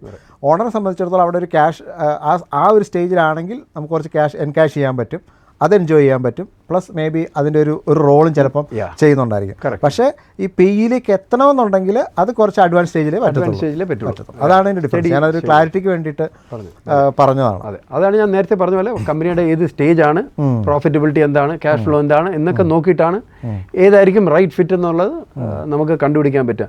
അപ്പം ഡെറ്റ് ഫണ്ടിങ് ഒക്കെ യൂഷ്വലി ഈ റൗണ്ട്സിൻ്റെ ഇടയിൽ എടുക്കാൻ പറ്റും. ഒരു VC ഫണ്ട് എടുത്തു, അടുത്തത് ചിലപ്പോൾ ഒരു ഡെറ്റ് ഫണ്ട് എടുക്കാം പറ്റിയെന്ന് വരാം. കാര്യം ആ VC ഫണ്ട് വെച്ച് നമുക്ക് കുറേ ക്യാഷ് ഫ്ലോ ഒക്കെ ജനറേറ്റ് ചെയ്തു, ഒരു ഇൻട്രീം ഒരു ഡെറ്റ് ഫണ്ട്. അപ്പോൾ അവിടെയും പ്രൈവറ്റ് പ്ലേയേഴ്സ് ഉണ്ട്, വെഞ്ചർ ഡെറ്റ് എന്നൊക്കെ പറഞ്ഞിട്ടുള്ള. അപ്പോൾ അതൊക്കെ ചിലപ്പോൾ ടാപ്പ് ഇൻ ചെയ്യാൻ വരാം, പിന്നെ PE വരാം. അപ്പോൾ പലതും ഒരു ജേർണിയുടെ പാർട്ടായിട്ട് ഇതിനകത്ത് വരാം, പല ഫണ്ടിങ്ങും വരാം, പല റൗണ്ട്സ് ഓഫ് ഫണ്ടിങ്ങും ഇതെല്ലാം വരാം. അപ്പോൾ അതെല്ലാം നമുക്ക് നാവിഗേറ്റ് ചെയ്യാൻ പറ്റും. നമ്മൾ കറക്റ്റായിട്ട് അത് അഡ്രസ്സ് ചെയ്ത് ഇതെല്ലാം ഡ്രസ്സപ്പ് ചെയ്തിട്ടുണ്ടെങ്കിൽ കറക്റ്റായിട്ട് ആവാം. കമ്പനി ഫോം ചെയ്യുമ്പോഴും കമ്പനി റൺ ചെയ്യുമ്പോഴും ആ തോട്ട്സ് എല്ലാം മനസ്സിൽ വെച്ച് കഴിഞ്ഞാൽ എങ്ങനെയാണ് ഇത് പ്രൊജക്റ്റ് ചെയ്യേണ്ടത്, എങ്ങനെയാണ് ഇത് സ്ട്രക്ചർ ചെയ്യേണ്ടത് എന്നൊക്കെ വിചാരിച്ചാൽ ഈ ഫണ്ടിങ് എടുക്കാൻ കുറച്ചുകൂടി എളുപ്പമായിരിക്കും. അപ്പോൾ ശരിക്കും ഇതാണ് ഒരു റിയൽ കോർപ്പറേറ്റ് ഗെയിം എന്ന് പറയുന്നത്. അതല്ലാതെ നമ്മളിപ്പോൾ ഒരു കമ്പനി സ്റ്റാർട്ട് ചെയ്തു, അതിൻ്റെ പ്രോഫിറ്റ് കൂട്ടി കുറേ കാലം വർഷങ്ങളോളം അതുകൊണ്ട് ജീവിക്കാമെന്നുള്ളതല്ല എക്സാക്ട്ലി അല്ലേ. കോർപ്പറേറ്റ് ഗെയിം എന്ന് പറയുമ്പോഴേക്കും ആ കമ്പനിയുടെ വാല്യുവേഷനൂടെ കൂടുന്നു, അതിലേക്ക് ഡിഫറെൻറ്റ് പ്ലേയേഴ്സ് വരുന്നു, നമുക്ക് എൻകാഷ് ചെയ്യാൻ പറ്റുന്നു, നമ്മളൊരു ലാർജ് സം എടുത്തിട്ട് മേ ബി നമ്മൾ എക്സിറ്റ് ചെയ്യുന്നു അല്ലേ. അതാണ് അതിൻ്റെ ഒരു അതിൻ്റെ ഒരു ജേർണി എന്ന് പറയുന്നത്. സാധാരണ ഉള്ള ഒരു കമ്പനി ഈ ക്യാഷ് ഫ്ലോ ജനറേറ്റ് ചെയ്യുന്ന ഒരു കമ്പനിക്ക് ഒരു ലൈഫ് സ്റ്റൈൽ ബിസിനസ് എന്ന് വേണമെങ്കിൽ പറയാം. നമ്മുടെ ലൈഫ് സ്റ്റൈൽ സപ്പോർട്ട് ചെയ്യാൻ. പക്ഷെ ഒരു ജനറേഷണൽ വെൽത്ത് ക്രിയേറ്റ് ചെയ്യണമെങ്കിൽ അതാണ് കറക്റ്റ് കാര്യം. അപ്പോൾ അതിന് ഈ ഗെയിം എന്ന് പറയുന്ന അതെ അതെ. അപ്പോൾ വേറെ ഒന്നുമല്ല, നമ്മൾ അതിനെ സ്കെയിൽ ചെയ്യുക, ഒരു കമ്പനിയുടെ ഫുൾ പൊട്ടൻഷ്യൽ പറ്റുന്നത് ടാപ്പ് ഇൻ ചെയ്യുക. പലരും നമ്മുടെ ഔട്ട്ലുക്ക് കൊണ്ട് നമ്മൾ സെൽഫായിട്ട് കർട്ടൈൽ ചെയ്യാണ്. കമ്പനിക്ക് ഇതിനേക്കാൾ വലിയ പൊട്ടൻഷ്യൽ ഉണ്ടായിരിക്കാം, നമ്മൾ അത് ടാപ്പ് ചെയ്യാതെ നമ്മൾ. എനിക്കറിയാം, അങ്ങനെ എനിക്ക് ഒരുപാട് പേരെ അറിയാം. കാരണം അവരുടെ ഒരു കൺസിസ്റ്റൻ്റായിട്ട് സ്റ്റേബിളായിട്ട് പോകുന്ന ബിസിനസ്സാണ്. പക്ഷേ അവർ ഈ വാല്യുവേഷനെ കുറിച്ചോ അല്ലെങ്കിൽ ഈവൻ അവരുടെ കമ്പനിയിലേക്ക് ഒരു ഷെയർ ഡൈല്യൂട്ട് ചെയ്യുന്നതിനെക്കുറിച്ചോ അവർക്ക് ആക്ച്വലി ഒരു കൺസേൺ ആണ്. അപ്പം ആ കൺസേൺ ഉള്ളതുകൊണ്ട് തന്നെ അവരതിലേക്ക് അറ്റംപ്റ്റ് ചെയ്യാത്ത ഒരുപാട് സെനാരിയോസ് അറിയാൻ പറ്റുന്നുണ്ട്. റൈറ്റ്. അപ്പോൾ ഇപ്പോൾ ഈ പറഞ്ഞ പോലെ ഒരു ലൈഫ് സ്റ്റൈൽ ബിസിനസ്സിലുള്ള ഒരാളാണ്. അയാൾക്ക് അടുത്ത നമ്മളീ പറഞ്ഞ ഫണ്ടിങ്ങിലേക്ക് പോയിട്ട് ഒന്ന് സ്കെയിൽ ചെയ്യാനുള്ളൊരു പ്ലാൻ മനസ്സിലുണ്ടെങ്കിൽ എങ്ങനെയായിരിക്കണം മൂവ് ചെയ്യണ്ടേ? അത് ഫസ്റ്റ് പ്രോബ്ലി ആ ഒരു ഫണ്ടിങ് റെഡിനെസ്സിനെ പറ്റി ഒരു വാല്യുവേഷൻ. അപ്പോൾ അവിടെയാണ് ഈ കൺസൾട്ടൻസിയൽ അഡ്വൈസറി. ഫണ്ടിങ് റെഡിനെസ് എന്ന് പറഞ്ഞാൽ ആ ഒരു കമ്പനി ആ ഫണ്ട് സ്വീകരിക്കാൻ അവർ റെഡിയാണ്, എലിജിബിൾ ആണ്, ഒപ്റ്റിമൽ ആണ് എന്നുള്ളതാണ് അല്ലേ. അപ്പം ശരിക്കും ബിനിച്ചേട്ടൻ അതിൻ്റെ ഒരു കൺസൾട്ടൻ്റ് ആണ്, അതിൻ്റെ ഒരു അഡ്വൈസറാണ്, അതുപോലെ തന്നെ ഇൻവെസ്റ്റ് ചെയ്യുന്ന ആളുമാണ് അല്ലേ. അപ്പോൾ ബിനിച്ചേട്ടൻ എന്തൊക്കെയാണ് നോക്കുന്നത്? എന്തൊക്കെയാണ് ഒരു കമ്പനിക്ക് റെഡിനെസ് എന്ന് പറയുന്നത്? എന്തൊക്കെയായിരിക്കും? കമ്പനി ഫണ്ടിങ്ങിന് റെഡിയാവുമെന്ന് പറഞ്ഞാൽ അതിൻ്റെ ഒരു പ്ലാൻ വളരെ ക്ലിയർ ആയിരിക്കണം. റൈറ്റ്. ഐ മീൻ എഗെയിൻ നേരത്തെ പറഞ്ഞ പോലെ കമ്പനിയുടെ സ്റ്റേജ് അനുസരിച്ചും അത് കുറച്ച് മാറാം. റൈറ്റ്. ഒരു വളരെ ഏർലി സ്റ്റേജ് ഉള്ള ഒരു കമ്പനി ആണെങ്കിൽ അതിൻ്റെ പ്രൊജക്ഷൻസും പ്ലാനിങ്ങും അതൊക്കെയാണ് കീ ആയിട്ട് വരിക. അതേസമയം അത് പ്രൊജക്ഷൻ മാത്രമാണ് അല്ലേ. അതായത് നമുക്ക് ഈ ഒരു പ്രൊഡക്റ്റ് ഉണ്ട്, ആ പ്രൊഡക്റ്റിനെ പറ്റി ഐഡിയ ആയിരിക്കാം. അതെ, അത് മാർക്കറ്റിൽ അതിന് ഇത്രയും പോസിബിലിറ്റി ഉള്ള കാര്യമാണ്. മാർക്കറ്റ് സ്റ്റഡി ഉണ്ട്, അതിന് ഇതായിരിക്കും അതിൻ്റെ കോസ്റ്റ് വരുന്നത്. അത് നമ്മൾ ഈ രീതിയിൽ ഇത്ര ക്വാളിറ്റി മാർക്കറ്റ് ചെയ്ത് ഇത്ര ബിസിനസ് വരാൻ സാധ്യതയുണ്ട്. അതിങ്ങനെ അടുത്ത 12 മാസത്തേക്ക് എന്തായിരിക്കും, അതാണ് ഒരു പ്രൊജക്ഷൻ എന്ന് പറയുന്നത്. അതാണ് പ്രൊജക്ഷൻ. അപ്പോൾ അതിനൊക്കെ ബാക്ക് ചെയ്ത് കുറച്ചൊരു മാർക്കറ്റ് സ്റ്റഡി ഉണ്ടായിരിക്കണം. കാര്യം ഈ ടെക്നിക്കൽ സാധനങ്ങളുടെ നോൺ ടെക്നിക്കലായിട്ട് വേണം അത് എക്സ്പ്ലെയിൻ ചെയ്ത് കൊടുക്കാൻ, എങ്ങനെ ഈ പ്രോഡക്റ്റ് സ്വീകാര്യത നേടും. അതെ. അപ്പോൾ ആ കാര്യങ്ങളെല്ലാം കുറച്ചുകൂടെ നോൺ ടെക്നിക്കൽ രീതിയിൽ അത് സംസാരിച്ചു. പിന്നെ അതിൻ്റെ ഫൈനാൻഷ്യൽ ഈക്വലൻ്റ് ആയിട്ടുള്ള മെട്രിക്സ് ഒക്കെ പ്രിപ്പയർ ചെയ്തിട്ട് അത് കാണിക്കും. പിന്നെ പല ടൈപ്പ് ഓഫ് കമ്പനികളുടെ പല ടൈപ്പ് ഓഫ് റവന്യൂസ് ഉണ്ട്. ചിലത് റിക്കറിംഗ് റവന്യൂസ് ഉള്ള സോഫ്റ്റ്വെയറിൽ പറയുമ്പോൾ നമ്മൾ ആനുവൽ റിക്കറിംഗ് റവന്യൂ. അപ്പോൾ അതിൻ്റെയൊക്കെ മോഡൽസ് ഡിഫറെൻ്റ് ആണ്. അപ്പോൾ ആ മോഡൽസിനെയൊക്കെ ബേസ് ചെയ്ത് നമുക്ക് കുറച്ചുകൂടെ റിയലിസ്റ്റിക് ആയിട്ടുള്ള പ്രൊജക്ഷൻസും വാല്യുവേഷനും നമുക്ക് കാണിച്ചു കൊടുക്കാൻ പറ്റും. നമ്മുടെ മനസ്സിൽ ഇതാണുള്ളത്. ഓഫ് കോഴ്സ് VCs അതിനെ ചിലപ്പോൾ ചലഞ്ച് ചെയ്യുന്ന വരാം. ബട്ട് നമ്മൾ നമ്മുടെ തന്നെ ഹോംവർക്ക് ചെയ്തിട്ടുണ്ടെങ്കിൽ കുറെ കൂടെ ഹയർ നമ്പേഴ്സ് കാണിക്കാൻ പറ്റുകയാണെങ്കിൽ ചാൻസസ് ആർ നമുക്ക് കുറെ കൂടെ ബെറ്റർ ഫണ്ടിങ് ആൻഡ് ഡെഫിനിറ്റീവ് ആയിട്ടുള്ള ഫണ്ടിങ് കിട്ടാം. എഗെയിൻ ഈ പ്രോസസ്സ് എന്ന് പറയുന്നത് 3, 4, 5 months ഒക്കെ എടുക്കുന്ന ഒരു പ്രോസസ്സാണ്. പല VCsനെ അപ്രോച്ച് ചെയ്യണം. കാര്യം ഓരോരുത്തർക്കും അവരുടേതായിട്ടുള്ള ഒരു ഫിലോസഫി, തീമോ അതെല്ലാം കാണും. ചിലർ വളരെ ഏർലി സ്റ്റേജിൽ ചെയ്യും, ചിലർ കുറച്ചുകൂടെ പ്രോഡക്റ്റ് മാർക്കറ്റ് ഫിറ്റ് എന്നുള്ള ഒരു കണ്ടീഷനിൽ എത്തുന്നത്. അതായത് പ്രോഡക്റ്റ് ഉണ്ട്, മാർക്കറ്റിൽ അതിന് അക്സെപ്റ്റൻസ് ഉണ്ടെന്നുള്ളത് പ്രൂവ് ചെയ്യുമ്പോഴായിരിക്കും അവർ.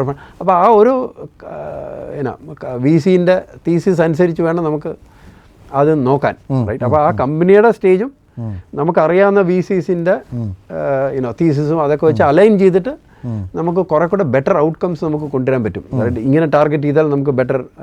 ബട്ട് ആ പിച്ച് ഡെക്ക് അവിടെ വളരെ ഇമ്പോർട്ടൻ്റ് ആണ്. എങ്ങനെയാണ് നമ്മൾ അതിനെ പ്രസൻറ്റ് ചെയ്യുന്നത്. ഓക്കെ, അതേസമയം ഒരു മെച്യൂർ കമ്പനി ആണെങ്കിൽ പാസ്റ്റ് പ്രൊജക്ഷൻസ് ആണ് ഏറ്റവും മെച്യൂർ കമ്പനി എന്ന് പറഞ്ഞാൽ ഓൾറെഡി റവന്യൂസും അതൊക്കെ ഉണ്ട്. നേരത്തെ പറഞ്ഞ പോലെ 10 ബ്രാഞ്ചസ് ഉണ്ട്. ഓൾറെഡി അപ്പോൾ അതിൻ്റെ ഗ്രോത്തും അതെല്ലാം നമുക്ക് കാണാൻ പറ്റും. അപ്പോൾ അതൊക്കെ നല്ലോണം പ്രൊജക്റ്റ് ചെയ്യുക. അതിൻ്റെ എഗെയിൻ അവിടെയും കുറച്ച് ടെക്നിക്കൽ സാധനങ്ങളൊക്കെ അത് നോക്ക് ഓഫ് ചെയ്ത്, പിന്നെ ഈ നേരത്തെ പറഞ്ഞ ആ ബോട്ടം ലൈൻ നമ്പേഴ്സ് നമുക്ക് ഒന്നുകൂടെ റിവ്യൂ ചെയ്യാൻ പറ്റിയെന്ന് വരാം. കാര്യം പല കാര്യങ്ങളും നമ്മൾ അക്കൗണ്ടിങ് പോയിന്റ് ഓഫ് വ്യൂവിൽ റിപ്പോർട്ട് ചെയ്യുന്നതും ഒരു ഇൻവെസ്റ്റർ നോക്കുന്നതും തമ്മിൽ ചെറിയ ഡിഫറൻസ് ഉണ്ട്. ടാക്സ് പോയിന്റ് ഓഫ് വ്യൂവിൽ നമ്മൾ നോക്കുമ്പോൾ അതിൻ്റെ പ്രോഫിറ്റബിലിറ്റി, ഡിപ്രീസിയേഷനും ആ സാധനങ്ങളെല്ലാം നമ്മൾ യൂസ് ചെയ്യും, ഫോർ എക്സാമ്പിൾ. ബട്ട് ഡിപ്രീസിയേഷൻ ഇൻവെസ്റ്ററിനെ സംബന്ധിച്ചോളം ഒരു കോസ്റ്റ് അല്ല. അത് കാര്യം അൾട്ടിമേറ്റ്ലി ക്യാഷ് ഫ്ലോ ജനറേറ്റ് ചെയ്യാന്നുള്ളതാണ്. ഡിപ്രീസിയേഷൻ ഫ്രീ ക്യാഷ് ഫ്ലോ അല്ല, അത് വേറെ രീതിയിലാണ് അതിനെ ഇമ്പാക്ട് ചെയ്യുന്നത്. അപ്പം അതുപോലെ ഇൻട്രസ്റ്റ് പേയ്മെൻറ്റ്സ്, അങ്ങനെ പല കാര്യങ്ങളും നമുക്ക് റീകാറ്റഗറൈസ് ചെയ്തിട്ട് ഒരു റിയൽ ക്യാഷ് ഫ്ലോ സാധനം കൊണ്ടുവന്നിട്ട് കുറേ കൂടെ ഹയർ വാല്യൂ ഒക്കെ കാണിക്കാൻ പറ്റും. അപ്പോൾ അതൊക്കെയാണ് യൂഷ്വലി ഈ കൺസൾട്ടൻസിയുടെ പാർട്ടായിട്ട് ചെയ്യുന്നത്. പിന്നെ ഇത് ചെയ്ത് കഴിയുമ്പോഴും ഇൻവെസ്റ്ററിന് ഒരു അഷുറൻസ് വേണം, ഈ കണ്ടിന്യൂസ് ഡേറ്റ അവർക്ക് പ്രൊവൈഡ് ചെയ്യാം. കാര്യം ഒരു പ്രാവശ്യം ഫണ്ടിങ് തന്നിട്ട് അവർ മാറി നിൽക്കുക എന്നുള്ളതല്ല. അവരെ സംബന്ധിച്ചോളം ക്വാർട്ടർലി ഈ ഫൈനാൻഷ്യൽ ഡേറ്റ അവർക്ക് കിട്ടണം. And they have to monitor ഈ കാര്യങ്ങൾ നന്നായിട്ട് പോകുന്നുണ്ട് എന്നുള്ളത്. അൺലെസ് അവരാണ് ഡയറക്റ്റ്ലി കൺട്രോൾ ചെയ്യുന്നെങ്കിൽ കുഴപ്പമില്ല. അല്ലെങ്കിൽ നമ്മൾ ഈ ഡേറ്റ എല്ലാം പ്രൊവൈഡ് ചെയ്യാനുള്ള ഒരു സെറ്റപ്പ് നമുക്ക് ഉണ്ടായിരിക്കണം. അത് ചിലപ്പോൾ ടിപ്പിക്കലി നമുക്കുള്ള അക്കൗണ്ടിങ് ടീമിന് ചിലപ്പോൾ ചെയ്യാൻ പറ്റിയെന്ന് വരില്ല. അപ്പോൾ അവിടെയും അതിനൊരു ടെംപ്ലേറ്റ് ഉണ്ട്, അതിനൊരു രീതിയുണ്ട്. അവർ എക്സ്പെക്ട് ചെയ്യുന്ന അവരുടെ ഒരു ലാംഗ്വേജ് ഉണ്ട്. എക്സാക്ട്ലി. അപ്പം ഈ നേരത്തെ പറഞ്ഞ റിക്കറിംഗ് റവന്യൂ ആണെങ്കിൽ അതിനൊരു പെർട്ടിക്കുലർ രീതിയുണ്ട്, അതൊക്കെ റിപ്പോർട്ട് ചെയ്യേണ്ടതും അതൊക്കെ. അപ്പോൾ കസ്റ്റമർ വാല്യൂ, കോസ്റ്റ് എന്നൊക്കെ പറഞ്ഞിട്ടുള്ള പല കാര്യങ്ങളും നമ്മളൊക്കെ അവരുടെ റിപ്പോർട്ട് ചെയ്യേണ്ടി വരും. അപ്പോൾ എനിക്ക് തോന്നുന്നത് കൂടുതലും ഈ SMEs ഇതിനെ അപ്രോച്ച് ചെയ്യാത്തത് ഇത്തരം കാര്യങ്ങളിൽ ഒന്നുകിൽ അവരുടെ ഇൻഹിബിഷൻ ആയിരിക്കാം, അല്ലെങ്കിൽ അവർക്ക് അവരുടെ ഒരു അഡക്വേറ്റ് ആയിട്ടുള്ള നോളജ് ഇല്ലാത്തതായിരിക്കാം ഇങ്ങനെ ഒരു അറ്റംപ്റ്റ് അവർ ചെയ്യാത്തത്. പക്ഷേ എന്നാൽ അതേപോലെ തന്നെ ഒരുപാട് കമ്പനീസ് അങ്ങനെ അറ്റംപ്റ്റ് ചെയ്ത് അവർ എടുക്കുന്നുണ്ട്. ഇപ്പോൾ തന്നെ ഒരുപാട് സ്റ്റാർട്ടപ്പിൻ്റെയൊക്കെ ഒരുപാട് പ്രോഗ്രാംസ് ഉണ്ട്, ഒരുപാട് കമ്പനീസ് അങ്ങനെ എടുക്കുന്നുണ്ട്. പക്ഷേ എന്നാൽ എടുക്കുന്നത് പോലെ തന്നെ എടുക്കാത്ത കമ്പനികൾ ഒരുപാടുണ്ട്. അപ്പം മെജോറിറ്റിയും എടുക്കാത്തതാണ് വരുന്നത്. അപ്പോൾ നമ്മൾ ഈ ഫണ്ടിങ്ങിനെ കുറിച്ച് പറയുമ്പോഴേ ഇപ്പം എനിക്കറിയാവുന്ന ഒരുപാട് കമ്പനീസ് ഉണ്ട്, ഒരു മച്ചുവേർഡ് സ്റ്റേറ്റിലുള്ള കമ്പനീസ് ഉണ്ട്. അപ്പോൾ അവരുടെ ഒരു കൺസേൺ എന്ന് പറയുന്നത്, ഞാനിപ്പോൾ എനിക്ക് ആഗ്രഹമുണ്ട് VC വരണം, അല്ലെങ്കിൽ പ്രൈവറ്റ് ഇക്വിറ്റി വരണം, എനിക്ക് ആഗ്രഹമുണ്ട് സ്കെയിലപ്പ് ചെയ്യണം. പക്ഷേ ഇതിലേക്ക് വന്നാൽ എൻ്റെ കൺട്രോൾ പോവുമോ എനിക്ക്, അല്ലെങ്കിൽ എൻ്റെ ഫിലോസഫി പോവുമോ, എൻ്റെ ബിസിനസ്സിൻ്റെ ഫിലോസഫി എനിക്ക് പോവുമോ, അവരായിരിക്കുമോ പിന്നെ കൺട്രോൾ ചെയ്യുന്നത്. അപ്പോൾ എന്തായിരിക്കും അതിൻ്റെ ഒരു റെഡ് ലൈൻ, അല്ലെങ്കിൽ എന്തായിരിക്കും അതിൻ്റെ ഒരു ബോർഡർ, എങ്ങനെയായിരിക്കും അത് സെറ്റ് ചെയ്യുന്നത്? റൈറ്റ്, കുറച്ച് കൺട്രോള് പോകുന്ന വെച്ചാൽ മെജോറിറ്റി കൺട്രോള് പോകുന്നത് മെജോറിറ്റി ഓണർഷിപ്പ് മാറുമ്പോഴാണ്. അതായത് പ്രൈവറ്റ് ഇക്വിറ്റിയുടെ കേസിൽ അത് ഓക്കെ. ഇപ്പോൾ നമ്മൾ പറയുകയാണെങ്കിൽ ഇപ്പോൾ VC എന്ന് പറയുന്നത് 80-20 ആണെന്ന് വിചാരിക്കുക. എനിക്ക് 80, VCക്ക് 20. ആ ഒരു സെനാരിയോയിൽ എന്തായിരിക്കും, എങ്ങനെയായിരിക്കും ആ ഒരു കൺട്രോളിൻ്റെ ടേംസ് വരുന്നത്, എങ്ങനെയായിരിക്കും അവർ പ്രാക്ടിക്കലി വരിക എന്ന് പറയുന്നത്? അതൊരു ഡെഫിനിറ്റീവ് എഗ്രിമെൻറ്റ് സൈൻ ചെയ്യും. ഇത്രയും ഷെയർസ് ആണ് അവർക്ക് ഇഷ്യൂ ചെയ്യുന്നത്, ഇന്ന റൈറ്റ്സ് ആണ് അവർക്കുള്ളത്. അപ്പോൾ പ്രൈമറിലി അവരുടെ ഇൻവെസ്റ്റ്മെൻറ്റ് പ്രൊട്ടക്ട് ചെയ്യാനുള്ള റൈറ്റ്സ് ആയിരിക്കും അതിനകത്ത് ഉണ്ടാകുക. അപ്പോൾ അവരൊരു ഡയറക്ടറിനെ ചിലപ്പം അപ്പോയിൻറ്റ് ചെയ്യുന്ന വരാം. അവർ പറയും ഞങ്ങളുടെ ഒരു ഡയറക്ടറുടെ ബോഡി വേണം. ആ ഡയറക്ടറിന് സ്പെസിഫിക് റെസ്പോൺസിബിലിറ്റീസ് അല്ലെങ്കിൽ സ്പെസിഫിക് ഏരിയാസ് ഓഫ് കൺസേൺ കാണും. ഇപ്പം for example compensation executive compensation പെട്ടെന്ന് കൂട്ടാൻ ചിലപ്പം അവരുടെ പെർമിഷൻ വേണ്ടി വരിക. അതൊന്ന് പറയാം, എന്താണ് അതായത് ഫൗണ്ടേഴ്സിന്റെ കോമ്പൻസേഷൻ. ഞാനിപ്പോൾ ഒരു 50,000 rupees സാലറി എടുത്തുകൊണ്ടിരിക്കുകയാണ്. നാളെ ഫണ്ടിങ് കിട്ടി കഴിയുമ്പോൾ ഞാനത് 5 lakhs ആക്കാം. Okay, right. അപ്പോൾ അത് വെഞ്ചർ ക്യാപിറ്റലിനെ ഹേർട്ട് ചെയ്യല്ലേ? അവരുടെ മണി അവർ ഇൻവെസ്റ്റ് ചെയ്തത് കമ്പനി ഗ്രോ ചെയ്യാനാണ്. പ്രൊമോട്ടറിന്റെ ലൈഫ് സ്റ്റൈൽ മാറാൻ വേണ്ടിയിട്ട് അല്ല അവർ ഉദ്ദേശിച്ചത്. ഓഫ് കോഴ്സ് ഇത് കമ്പനി സക്സസ്ഫുൾ ആകുമ്പോൾ കമ്പനിയുടെ ക്യാഷ് ഫ്ലോ ഡിസ്ട്രിബ്യൂട്ട് ചെയ്യുമ്പോൾ പ്രൊമോട്ടേഴ്സിന് 80% എടുക്കാം, 20% VCസിന് പോകും പ്രോഫിറ്റിന്റെ റൈറ്റ്. അപ്പോൾ പ്രോഫിറ്റ് ജനറേറ്റ് ചെയ്ത് ഡിസ്ട്രിബ്യൂട്ട് ചെയ്യുന്ന പോലെ അല്ല, ആ ഫണ്ടിങ് കൊണ്ടുവരുന്നതിൻ്റെ പൈസ എങ്ങനെ ഡിസ്ട്രിബ്യൂട്ട് ചെയ്യണം എന്നുള്ള കുറേ കണ്ടീഷൻസ് അവർക്ക് വെക്കാം. And as a general thing, general നോം, ഇത് അടുത്ത ഫണ്ടിങ് സ്റ്റേജിലേക്ക് എത്തിക്കുക എന്നുള്ളതാണ് മിക്കവാറും. ഇപ്പം ഒരു ഫണ്ടിങ് എടുത്തത് കൊണ്ട് കമ്പനി സ്ട്രെയിറ്റ് അവേ IPO ചെയ്യാനോ അല്ലെങ്കിൽ ഒരു എക്സിറ്റ് ചെയ്യാനുള്ള പൊസിഷൻ ആവാൻ ചാൻസ് വളരെ കുറവാണ്. മിക്കവാറും ഈ ഫണ്ടിങ്ങിൻ്റെ ഒരു സ്പെസിഫിക് പർപ്പസ് ആണ്. അപ്പോൾ വളരെ early stage funding, seed stage funding ആണെങ്കിൽ അത് ചിലപ്പോൾ ഒരു പ്രോഡക്റ്റ് ഉണ്ടാക്കാൻ വേണ്ടിയിട്ടായിരിക്കും. അപ്പോൾ അതായിരിക്കും അതിൻ്റെ ഒരു പ്രോട്ടോടൈപ്പ് ചെയ്ത് ചിലപ്പോൾ കുറച്ച് മെഷീനറീസ് പർച്ചേസ് ചെയ്യാനായിരിക്കും. അതെ, അത് മെഷീനറി പർച്ചേസ് ചെയ്തിട്ട് ഒരു കുറച്ച് കസ്റ്റമേഴ്സിന് മുമ്പിൽ എത്തിക്കാന്നുള്ളത്. അപ്പോൾ അത് വാലിഡേറ്റ് ചെയ്യുക, ഈ ഐഡിയ കസ്റ്റമറിന് അക്സെപ്റ്റബിൾ ആയിട്ടുള്ള ഒരു സാധനമാണോ, ഇതിന് കസ്റ്റമർ പേ ചെയ്യുമോ, ഇവിടെ റൈറ്റ്. അങ്ങനെ ഒരു വാലിഡേഷന് വേണ്ടിയായിരിക്കും അത് ചെയ്യുന്നത്.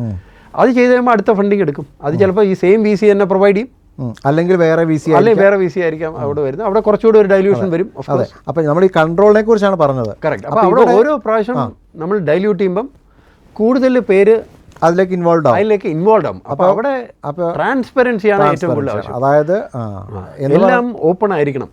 അതായത് ഇപ്പം കോമ്പൻസേഷൻ ആണെങ്കിലും സാലറി കാര്യം ആണെങ്കിലും പർച്ചേസ് ആണെങ്കിലും എല്ലാത്തിനകത്തും ആ ഒരു ട്രാൻസാക്ഷൻസ് എല്ലാം വളരെ ഓപ്പൺ ആയിരിക്കണം. ട്രാൻസാക്ഷൻസ് വളരെ ട്രാൻസ്പെറൻറ്റ് ആയിരിക്കണം. അതാണ് ഫസ്റ്റ് ഫൗണ്ടർ ഫിക്സ് ചെയ്യേണ്ടത്. ഈ VC കൊണ്ടുവരുന്നതിന് മുമ്പേ തന്നെ ഇതെല്ലാം വളരെ ക്ലീൻ ട്രാൻസ്പെറൻറ്റ് രീതിയിൽ ഓപ്പറേറ്റ് ചെയ്യാനുള്ള ഒരു ഇതിലേക്ക് കൊണ്ടുവരണം. കാര്യം ഒരു VCക്കും എന്താ പറയുക, ഒരു അൺക്ലിയർ സിറ്റുവേഷനിൽ വന്ന് ഇൻവെസ്റ്റ് ചെയ്യാൻ താല്പര്യം കാണില്ല. അവരുടെ പൈസ മിസ്യൂസ് ചെയ്യുന്ന ഒരു ലെവലിലേക്ക് നാച്ചുറലി അവർക്ക് ഒരു ഇത്. അപ്പം രണ്ട് വശവും നോക്കണം. ഫൗണ്ടറിനെ സംബന്ധിച്ചിടത്തോളം രണ്ടുപേര് തമ്മിലുള്ള നെഗോസിയേഷൻ, നമുക്ക് അതുകൊണ്ടുള്ള ഗുണം എന്താണെന്ന് കണ്ടിട്ടാണ് നമ്മൾ ഇൻവെസ്റ്റ്മെന്റ് കൊണ്ടുവരുന്നത്. അപ്പോൾ അവിടെ ലൈഫ് സ്റ്റൈൽ ഇപ്പോൾ എൻ്റെത് സപ്പോർട്ട് ചെയ്യാൻ എനിക്ക് കുറച്ച് ക്യാഷ് ഫ്ലോ ഉണ്ട്, എൻ്റെ ലൈഫ് സ്റ്റൈൽ സപ്പോർട്ട് ചെയ്യുന്നുണ്ട്. ബട്ട് എക്സിറ്റ് ചെയ്യുമ്പോൾ ഒരു വലിയ ഹൈ വാല്യൂ ആണ് അത് ക്രിയേറ്റ് ചെയ്യാൻ പോകുന്നത്. അതാണ് ആ ഒരു ലക്ഷ്യത്തിലേക്കാണ് നമ്മൾ ട്രാവൽ ചെയ്യുന്നത്. പക്ഷേ അപ്പോൾ നമുക്ക് അതിനകത്ത് നമ്മൾ പേ ചെയ്യുന്ന പ്രൈസ് എന്ന് പറയുന്നത് നമുക്ക് ആ ട്രാൻസ്പെറൻസി കീപ്പ് ചെയ്യുക. എക്സാക്ട്ലി, അതാണ് ഏറ്റവും വലിയ കോസ്റ്റ്. നമുക്ക് കൺട്രോൾ കുറച്ചുകൂടെ നമുക്കുണ്ട്. നമുക്ക് ഓവർ റൈഡ് ചെയ്യാനുള്ള ഇത് ചിലപ്പോൾ കാണും. ബട്ട് അതൊക്കെ ചിലപ്പോൾ ചലഞ്ച് ചെയ്യുന്ന വരാം. ചില കോമ്പൻസേഷൻ കൂട്ടാൻ പറ്റില്ല എന്ന് എഴുതിയിട്ടുണ്ടെങ്കിൽ അത് കോമ്പൻസേഷൻ കൂട്ടാൻ പറ്റില്ല. But more important may be ഈ ആദ്യത്തെ തന്നെ ആ ഒരു എഗ്രിമെന്റിൽ ഉണ്ടാവാം പക്ഷേ അല്ലേ, അതായത് ഇത്ര മാസത്തേക്ക് കോമ്പൻസേഷൻ അല്ലെങ്കിൽ ഇന്ന സ്കെയിൽ വരെ അല്ലെങ്കിൽ ഇത്ര സ്റ്റേജ് വരെ എന്നൊക്കെയുള്ള കണ്ടീഷൻസ് മേ ബി അതിനകത്ത് ഉണ്ടാവാം. അതൊക്കെ കേസ് ടു കേസ് ഡിഫറെന്റ് ആയിരിക്കാം അല്ലേ. അപ്പോൾ ബേസിക്കലി പറഞ്ഞാൽ ട്രാൻസ്പെറൻസിയാണ് ഏറ്റവും ഇമ്പോർട്ടൻറ്റ്. അപ്പോൾ അവർ ഇത് അവരുടെ ഇൻവെസ്റ്റ്മെന്റ് പ്രൊട്ടക്ട് ചെയ്യാനുള്ള കണ്ടീഷൻസ് ഒക്കെ കൊണ്ട് അതിനകത്ത് പല കാര്യങ്ങൾ കാണും. ഇപ്പം 2-3 ഫൗണ്ടേഴ്സ് ഉണ്ട്. അപ്പോൾ ഫൗണ്ടർ എഗ്രിമെന്റ് വേണമെന്ന് അവർ പറയും. അതായത് ഒരു ഫൗണ്ടർ ചിലപ്പം പിണങ്ങി മാറി, അല്ലെങ്കിൽ ഒരു അടുത്ത ഇൻവെസ്റ്റ്മെന്റ് വന്നപ്പോൾ പുള്ളി എഗ്രി ചെയ്യുന്നില്ല. അപ്പോൾ ഒരു ഡ്രാഗ് അലോങ് റൈറ്റോ അങ്ങനെ എന്തെങ്കിലും, ഒരു ഡ്രാഗ് അലോങ് മീൻസ് മെജോറിറ്റി പറയുന്നതനുസരിച്ച് മൈനോറിറ്റിയും കൂടെ എഗ്രി ചെയ്യണം എന്നുള്ള കണ്ടീഷൻ. അല്ലെങ്കിൽ എന്ത് പറ്റും, ഒരാളുടെ ഒരു നെഗറ്റീവ് വോട്ട് അല്ലെങ്കിൽ ഒപ്പോസിഷൻ കാരണം സ്റ്റക്ക് ആവും കമ്പനി. അങ്ങനെ വരാൻ പാടില്ല. അപ്പോൾ അതൊക്കെ അവരെ ബ്ലോക്ക് ചെയ്തു. And that's A good thing. കാര്യം ഈ ഫൗണ്ടേഴ്സ് അതിനെപ്പറ്റി ഒന്നും ആലോചിച്ച് കാണില്ല. അപ്പോൾ അത് ഫൗണ്ടേഴ്സിനും പ്രൊട്ടക്ഷനാണ് ഈ ലീഗൽ സാധനങ്ങളൊക്കെ. അപ്പോൾ രണ്ടുപേരും ഒരു വിൻ വിൻ എന്നുള്ള ഒരു സിറ്റുവേഷനായിട്ട് എടുത്തു കഴിഞ്ഞാൽ ഇറ്റ്സ് ഗ്രേറ്റ്. കാര്യം ഒരാൾ പൈസ ഇടുന്നു, അയാൾ കുറേ എക്സ്പെർട്ടീസും ബെനിഫിറ്റ്സും ഒക്കെ കൊണ്ടിരുന്നു, അടുത്ത ലെവലിലേക്ക് എത്തിക്കാനും ഒക്കെ അവർ തന്നെ ഹെൽപ്പ് ചെയ്യും. അപ്പം നമ്മൾ ഈ കമ്പനി ഓപ്പറേറ്റ് ചെയ്യുന്നതിൻ്റെ ഒബ്ജക്റ്റീവ് എന്താണെന്ന് വളരെ ക്ലിയർ ആയിരിക്കണം. നമുക്ക് ഈ ലൈഫ് സ്റ്റൈൽ ബിസിനസ് അല്ല ഉദ്ദേശിക്കുന്നത്. ഇതൊരു വലിയൊരു വാല്യൂ ക്രിയേഷൻ അല്ലെങ്കിൽ ഒരു പ്രോബ്ലം സോൾവിങ്, മേ ബി ചിലപ്പോൾ മണി മൈൻഡഡേ അല്ല. നമ്മളിതൊരു വലിയൊരു സാധനമായിട്ട് കൊണ്ടുവന്നിട്ട് എക്സിറ്റ് ചെയ്യാന്നുള്ള ഒരു ആഗ്രഹം മാത്രമേ കാണുള്ളൂ. ആൻഡ് നാച്ചുറലി അതിൻ്റെ പാർട്ടായിട്ട് ഒരു വാല്യൂ വരും. അതൊക്കെയാണ് മനസ്സിലുള്ളതെങ്കിൽ അവരുമായിട്ട് അലൈൻ ചെയ്യാൻ വളരെ ഈസി ആയിരിക്കും. അതല്ല നമുക്ക് ലൈഫ് സ്റ്റൈൽ ഇതാണ്, വെക്കേഷനുള്ള പൈസ ഇതിനകത്തൊന്ന് വരണം, ഒരു കാർ വാങ്ങിക്കണം. അല്ലെങ്കിൽ ഇപ്പോൾ ജനറലി ഒരുപാട് പേര് ചെയ്യുന്നതെന്നു വെച്ചാൽ, ഞാനാണല്ലോ ഓണർ. സാധാരണ ഇപ്പം ഒരു ഫൗണ്ടറെ സംബന്ധിച്ചിടത്തോളം അയാളെ കൺട്രോൾ ചെയ്യാൻ ആരുമില്ല. അപ്പോൾ അക്കൗണ്ടിലേക്ക് ഒരു കസ്റ്റമർ പൈസ വന്നു കഴിഞ്ഞാൽ ആദ്യം ഒരാൾ ചെയ്യുന്ന അക്കൗണ്ടിനോട് പറയാം, ഓക്കെ എനിക്ക് ഇട്ടോ, ഇത്ര ഇട്ടോ. അപ്പോൾ ആരും ചോദിക്കാനില്ല.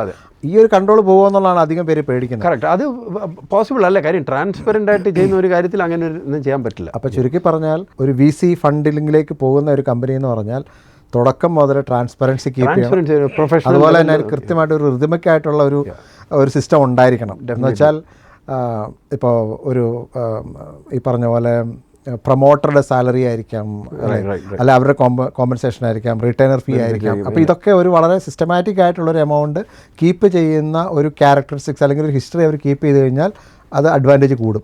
എക്സാക്ട്ലി. കാര്യം അത് അവരെ കൺവിൻസ് ചെയ്യേണ്ട ആവശ്യം വരുന്നില്ല.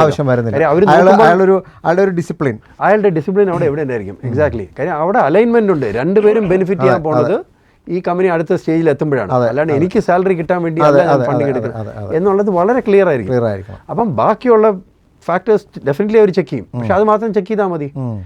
ബാക്കി എല്ലാ ഫാക്ടേഴ്സും നല്ലതാണ്. പക്ഷേ ഈ കമ്പനിക്ക് ഈ ട്രാൻസ്പെറൻസി പ്രോബ്ലം ഉണ്ടെങ്കിൽ ഒരു VCയും വരില്ല. ഓക്കെ.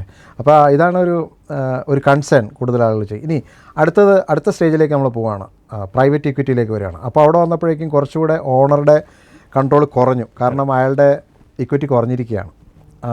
ഒരു 20% ആയിരിക്കും ഓണറിനുള്ളത്. 80% ആണ് അവിടെ പ്രൈവറ്റ് ഇക്വിറ്റിക്ക് വന്നിരിക്കുന്നത്. അവിടെ വന്നപ്പോഴത്തേക്കും അപ്പോൾ അങ്ങനെയുള്ള ഒരു സെനാരിയോ, ഇപ്പോൾ ബിരിച്ചാണ്ട് അങ്ങനെ ഒരുപാട് സെനാരിയോ കണ്ടിട്ടുണ്ടല്ലോ. ഒരു എക്സാക്ട് സെനാരിയോ പറയാമോ? അതായത് അങ്ങനെ ഒരു PE എടുത്ത ഒരു കമ്പനി ഇപ്പോഴത്തെ ഒരു സെനാരിയോ എന്താണ്, അതിൻ്റെ ഓണർക്ക് വന്നിരിക്കുന്നത്, അല്ലെങ്കിൽ ഓണർ മേ ബി ഒരു ക്ലോസ് ടു എക്സിറ്റ് എന്ന് പറയുന്ന ഒരു സിറ്റുവേഷനിലേക്കാണ് വന്നിരിക്കുന്നത്, അതുപോലെ തന്നെ എൻകാഷ് ചെയ്തിരിക്കുന്ന ഫണ്ട്, അതിൻ്റെ ഒരു സെനാരിയോ പറയാമോ ശരിക്കും? തീർച്ചയായിട്ടും. അപ്പം അവിടെ ഈ മെജോറിറ്റി സ്റ്റേക്ക് വിൽക്കുമ്പം ഒരു വലിയൊരു ക്യാഷ് ഔട്ട്ലേ ആയിരിക്കാം പ്രൈവറ്റ് ഇക്വിറ്റിയുടെ ഭാഗത്തുനിന്ന് ഉണ്ടാകുക. റൈറ്റ്. അപ്പോൾ അവർ മെജോറിറ്റി അവിടെയും ഈ പറഞ്ഞ വാല്യുവേഷൻ നടക്കുന്നുണ്ട്. അവിടെ വാല്യുവേഷൻ നടക്കുന്നുണ്ട്. അവിടെ ഈ വാല്യുവേഷൻ കുറേ കൂടെ ഇൻഡസ്ട്രി എസ്റ്റാബ്ലിഷ്ഡ് പാരാമീറ്റേഴ്സ് വെച്ചിട്ടായിരിക്കാം. ഇൻഡസ്ട്രി അനുസരിച്ചൊക്കെ കുറച്ച് വേരിയേഷൻ അതൊക്കെ ഉണ്ടാകും. ബട്ട് അത് കുറേ കൂടെ ഒരു എന്താ പറയുക ഡെഫിനിറ്റീവ് വാല്യുവേഷൻ നമുക്ക് കാൽക്കുലേറ്റ് ചെയ്യാൻ പറ്റിയെന്ന് വരാം. കാരണം അത് കുറച്ചുകൂടെ ഒരു മച്ചുവേർഡ് അല്ലെങ്കിൽ കുറച്ചുകൂടെ ഒരു അഡ്വാൻസ്ഡ് മച്ചുവേർഡ് എനിക്കങ്ങനെ പറയാവുന്ന മെച്ചുവേർഡ് ഇത് എന്നുള്ള രീതിയിൽ തന്നെയാണ്. കാര്യം ക്യാഷ് ഫ്ലോ എല്ലാം പ്രഡിക്റ്റീവ് ആണ്, ഗ്രോത്ത് പാറ്റേൺസ് എവിഡൻ്റ് ആണ്. അറ്റ്ലീസ്റ്റ് ഒരു 3 to 5 year ട്രാക്ക് റെക്കോർഡ് എങ്കിലും ഉണ്ട്. കസ്റ്റമർ ബേസ് ഉണ്ട്, കസ്റ്റമർ എന്താ പറയുക ഡിസ്ട്രിബ്യൂട്ടഡ് കസ്റ്റമർ ബേസ് ഉണ്ട്. റിസ്ക് ഒക്കെ ഒരുപാട് കുറവാണ്. അപ്പോൾ അവരെ സംബന്ധിച്ചിടത്തോളം പ്രഡിക്റ്റീവായിട്ട് ഈ ക്യാഷ് ഫ്ലോ ഉണ്ട് എന്നുള്ളതാണ്. ഈ ഡിസ്ട്രിബ്യൂട്ട് ആയിട്ടുള്ള കസ്റ്റമർ ബേസ് ഒരു കസ്റ്റമർ ഒരു ലാർജ് വോളിയം തരുന്ന 5 കസ്റ്റമർ അല്ല, ചെറിയ വോളിയം തരുന്ന ഒരുപാട് വലിയ നമ്പർ ഓഫ് കസ്റ്റമേഴ്സ്. അപ്പോൾ ആ റിസ്ക് ഒരുപാട് കസ്റ്റമേഴ്സിന് അഗൈൻസ്റ്റ് ക്രോസ് സ്പ്രെഡ് ഔട്ട് ആണ് നമുക്ക് റിസ്ക് കുറവ്. അപ്പോൾ ശരിക്കും പറഞ്ഞാൽ നമുക്കിപ്പോൾ പറയുകയാണ് എനിക്ക് ഹൈ വാല്യൂ ഉള്ള 10 കസ്റ്റമർ ഉണ്ടെന്ന് പറയുന്നേക്കാൾ നല്ലത് അത് കുറച്ചുകൂടെ ലോ വാല്യൂ ആയിട്ട് അല്ലെങ്കിൽ അതിൻ്റെ ഒരു സ്പ്രെഡ് ഉണ്ടെങ്കിലും നല്ല. പക്ഷെ നമുക്ക് ഒരു ലാർജ് ഡിസ്ട്രിബ്യൂഷനാണ് എപ്പോഴും നല്ലത്. കറക്റ്റ്. ഒരു 100 കസ്റ്റമേഴ്സ് ഉണ്ടെങ്കിൽ തീർച്ചയായിട്ടും നമുക്ക് ഒരെണ്ണം പോയാലും ഒരു ഇമ്പാക്റ്റേ വരുള്ളൂ. അതേസമയം ഈ 10 കസ്റ്റമേഴ്സ് ഉള്ളിടത്തും ഒരു പ്രോബ്ലം എന്ന് വെച്ചാൽ ഒരു കസ്റ്റമർ നല്ല ഹൈ പേയിങ് അല്ല നല്ല ഹൈ മാർജിൻ പ്രൊവൈഡ് ചെയ്യുന്നതായിരിക്കും. ചിലപ്പോൾ ആ ഒരു 1 കസ്റ്റമർ ആയിരിക്കാം ഈ ഹോൾ ബിസിനസ്സിനെ നല്ല പ്രോഫിറ്റബിൾ ആക്കുന്നത്. അപ്പോൾ അത് ഹൈ റിസ്ക് ആണ്. അത് ഹൈ റിസ്ക് ആണ്. ആ കസ്റ്റമർ പോയി കഴിഞ്ഞാൽ, പ്രത്യേകിച്ച് ഇപ്പോൾ ഈ വന്നതിന് ശേഷമാണ് അവർ പോകുന്നതെങ്കിൽ ബിസിനസ് തീർന്നു. അപ്പോൾ ആ പ്രോഫിറ്റബിലിറ്റി പെട്ടെന്ന് കുറഞ്ഞു. അപ്പോൾ അത് അവർക്ക് റിസ്ക് ആണ്. അപ്പോൾ അതിൽ വന്നിരിക്കുന്ന മറ്റൊരു പാഠം എന്ന് പറയുന്നത്, നമ്മളപ്പോൾ ഒരു ഈ പറഞ്ഞ PEയിലേക്കൊക്കെ പോകുമ്പോഴത്തേക്കും നമ്മൾ സിംഗിൾ കസ്റ്റമർ അല്ലെങ്കിൽ ലാർജ് കസ്റ്റമേഴ്സിനെ മാത്രം ഫോക്കസ് ചെയ്യുന്ന അതല്ല നല്ലത്. നമുക്ക് എപ്പോഴും നല്ല കുറച്ചുകൂടെ ഡിസ്ട്രിബ്യൂട്ടഡ് ആയിട്ടുള്ള ഒരു കസ്റ്റമർ റേഞ്ച് ഉള്ളതാണ് എപ്പോഴും നല്ലത്. അതെ, തീർച്ചയായും അതാണ്. അപ്പോൾ നമുക്ക് റിസ്ക് കുറവായിരിക്കും. എന്ത് ഡിഫറെൻറ്റ് മാർക്കറ്റ് കണ്ടീഷൻ വന്നാലും നമുക്ക് സെർവ് ചെയ്യുന്ന കസ്റ്റമർ അല്ലെങ്കിൽ നമുക്ക് ഒറ്റ കസ്റ്റമർ ആണെങ്കിൽ അയാൾ പോയാൽ തീർന്നു. അതെ, എക്സാക്ട്ലി. അപ്പോൾ അതൊക്കെയാണ് അവർ നോക്കുന്നുണ്ടാവും. അഗെയിൻ ഇതിലെല്ലാം എക്സെപ്ഷൻസ് കാണും. ബട്ട് ബൈ ആൻഡ് ലാർജ് അതൊക്കെയാണ് അവർ നോക്കുന്ന ക്രൈറ്റീരിയ. അപ്പോൾ അവിടെ കൺട്രോൾ പോകുമെന്നുള്ളത് ഉറപ്പാണ്. റൈറ്റ്. ബട്ട് അവിടെയും നമുക്ക് നെഗോഷിയേറ്റ് ചെയ്യാം. നമ്മുടെ റോൾ എന്തായിരിക്കും, ആക്റ്റീവ് റോൾ ആയിരിക്കുമോ പാസീവ് റോൾ ആയിരിക്കുമോ എന്നൊക്കെ നെഗോഷിയേറ്റ്. അതിലേക്കാണ് ഞാൻ വന്നത്. കാരണം ഞാൻ കേട്ടിട്ടുണ്ട് ഇപ്പോൾ ഒരുപാട് കമ്പനി പ്രൈവറ്റ് ഇക്വിറ്റി വന്നു, ക്യാഷ് എൻകാഷ് ചെയ്തു, കോടികൾ പോക്കറ്റിലേക്ക് വന്നു. അങ്ങനെ ഒരു സ്റ്റോറി പറയാമോ? പേര് പറയാൻ പക്ഷേ നമുക്കൊരു സോഫ്റ്റ്വെയർ കമ്പനികളിൽ എക്സാമ്പിൾസ് ഉണ്ടല്ലോ. അപ്പോൾ അവർ ലാർജ് എക്സിറ്റ്സ് ആണ് ടിപ്പിക്കലി ചെയ്യുന്നത്. അപ്പം 1000 crores 2000 crores ആയിരിക്കാം അതിൻ്റെ എക്സിറ്റ്സ്. 4-5 പിന്നെ പാർട്ട്നേഴ്സ് അല്ലെങ്കിൽ ഡയറക്ടേഴ്സ് ഉള്ളതെങ്കിൽ അത് അവർക്ക് ഈവനായിട്ട് ഡിസ്ട്രിബ്യൂട്ട് ചെയ്യുന്നു, അവർക്ക് ആ ക്യാഷ് എൻകാഷ് ചെയ്യുന്നു. അതിനുശേഷം അവർ പിന്നെ എന്താ ചെയ്യുക? ഇതിന്റെ പ്രൊമോട്ടേഴ്സ് എന്ന് പറഞ്ഞാൽ ഡയറക്ടേഴ്സ് പിന്നെ എന്തായിരിക്കും? രണ്ട് രീതിയിലുള്ള ആൾക്കാരെയും കണ്ടിട്ടുണ്ട്. അപ്പോൾ അത് ഒരു നെഗോസിയേഷൻ്റെ പാർട്ടാണ്. ഇപ്പോൾ 3 ഫൗണ്ടറോ 4 ഫൗണ്ടറോ ഉള്ള കമ്പനികളിലാണെങ്കിൽ ചിലപ്പോൾ ഒരാൾ മാത്രം കുറച്ചുകൂടി ഒരു ആക്റ്റീവ് റോളിൽ നിൽക്കും. ചിലപ്പം ഒരു അഡ്വൈസറായിട്ടോ അല്ലെങ്കിൽ വടവർ റീറ്റെയിൻ ചെയ്യും. മറ്റൊരു 3 പേരും ചിലപ്പം കംപ്ലീറ്റ്ലി എക്സിറ്റ് ചെയ്യും. അവർക്കൊരു ചിലപ്പോൾ ഒരു നോൺ കമ്പീറ്റ് മാത്രമേ കാണത്തുള്ളൂ. അതല്ലെങ്കിൽ 3 പേരും അവരുടെ ട്രഡീഷണൽ റോൾ കുറച്ചുകൂടെ ഒരു ലൈറ്റായിട്ട് ചെയ്യും. കാര്യം അവരെ സംബന്ധിച്ചോളം ഒരു 40% ഓർ ലെസ് എന്താ പറയുക മൈനോറിറ്റി സ്റ്റേക്ക് അവിടെ സ്റ്റിൽ ബാക്കി ഹോൾഡ് ചെയ്യുന്നുണ്ട്. അപ്പോൾ കമ്പനിയുടെ വാല്യൂ കൂടുന്നത് അവർക്കും അഡ്വാൻറ്റേജ് കോൺട്രിബ്യൂട്ട് ചെയ്യുന്നത് നല്ലതാണ്. കറക്റ്റ്. അപ്പോൾ നേരത്തെ കിട്ടിയതിൻ്റെ അതിനേക്കാൾ വലിയൊരു ഔട്ട്കം ഇനിയും വരാം. കമ്പനിയുടെ വാല്യൂ 3 times ആയി കഴിഞ്ഞാൽ ഈ മൈനോറിറ്റി സ്റ്റേക്കിന്റെ വാല്യൂ നേരത്തെ കിട്ടിയതിനേക്കാൾ കൂടുതലായി കഴിഞ്ഞു. ബട്ട് നമുക്ക് അധികം വർക്കില്ല. അവരാണ് ഇനിയിപ്പോൾ ഹെവി ലിഫ്റ്റിംഗ് ചെയ്യാൻ പോണത്. കാര്യം അവർ മെജോറിറ്റിയാണ്. 2 ഓൾറെഡി കുറച്ച് പൈസ ഒരുപാട് ഡീ റിസ്ക് ആയി.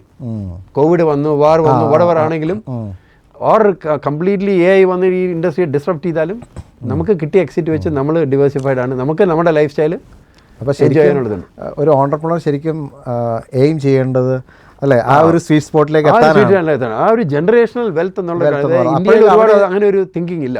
എനിക്ക് തോന്നുന്നു വടക്കേന്ത്യയിലേക്ക് പോന്നു കഴിഞ്ഞാൽ അങ്ങനെ ചിന്തിക്കുന്ന ആളുകൾ കൂടുതലുണ്ടെന്ന് തോന്നുന്നു. എനിക്ക് തോന്നുന്നു കേരളത്തിൽ ഞാൻ അത് ഈ സ്റ്റോക്ക് മാർക്കറ്റും അതുമൊക്കെ ആയിട്ടുള്ള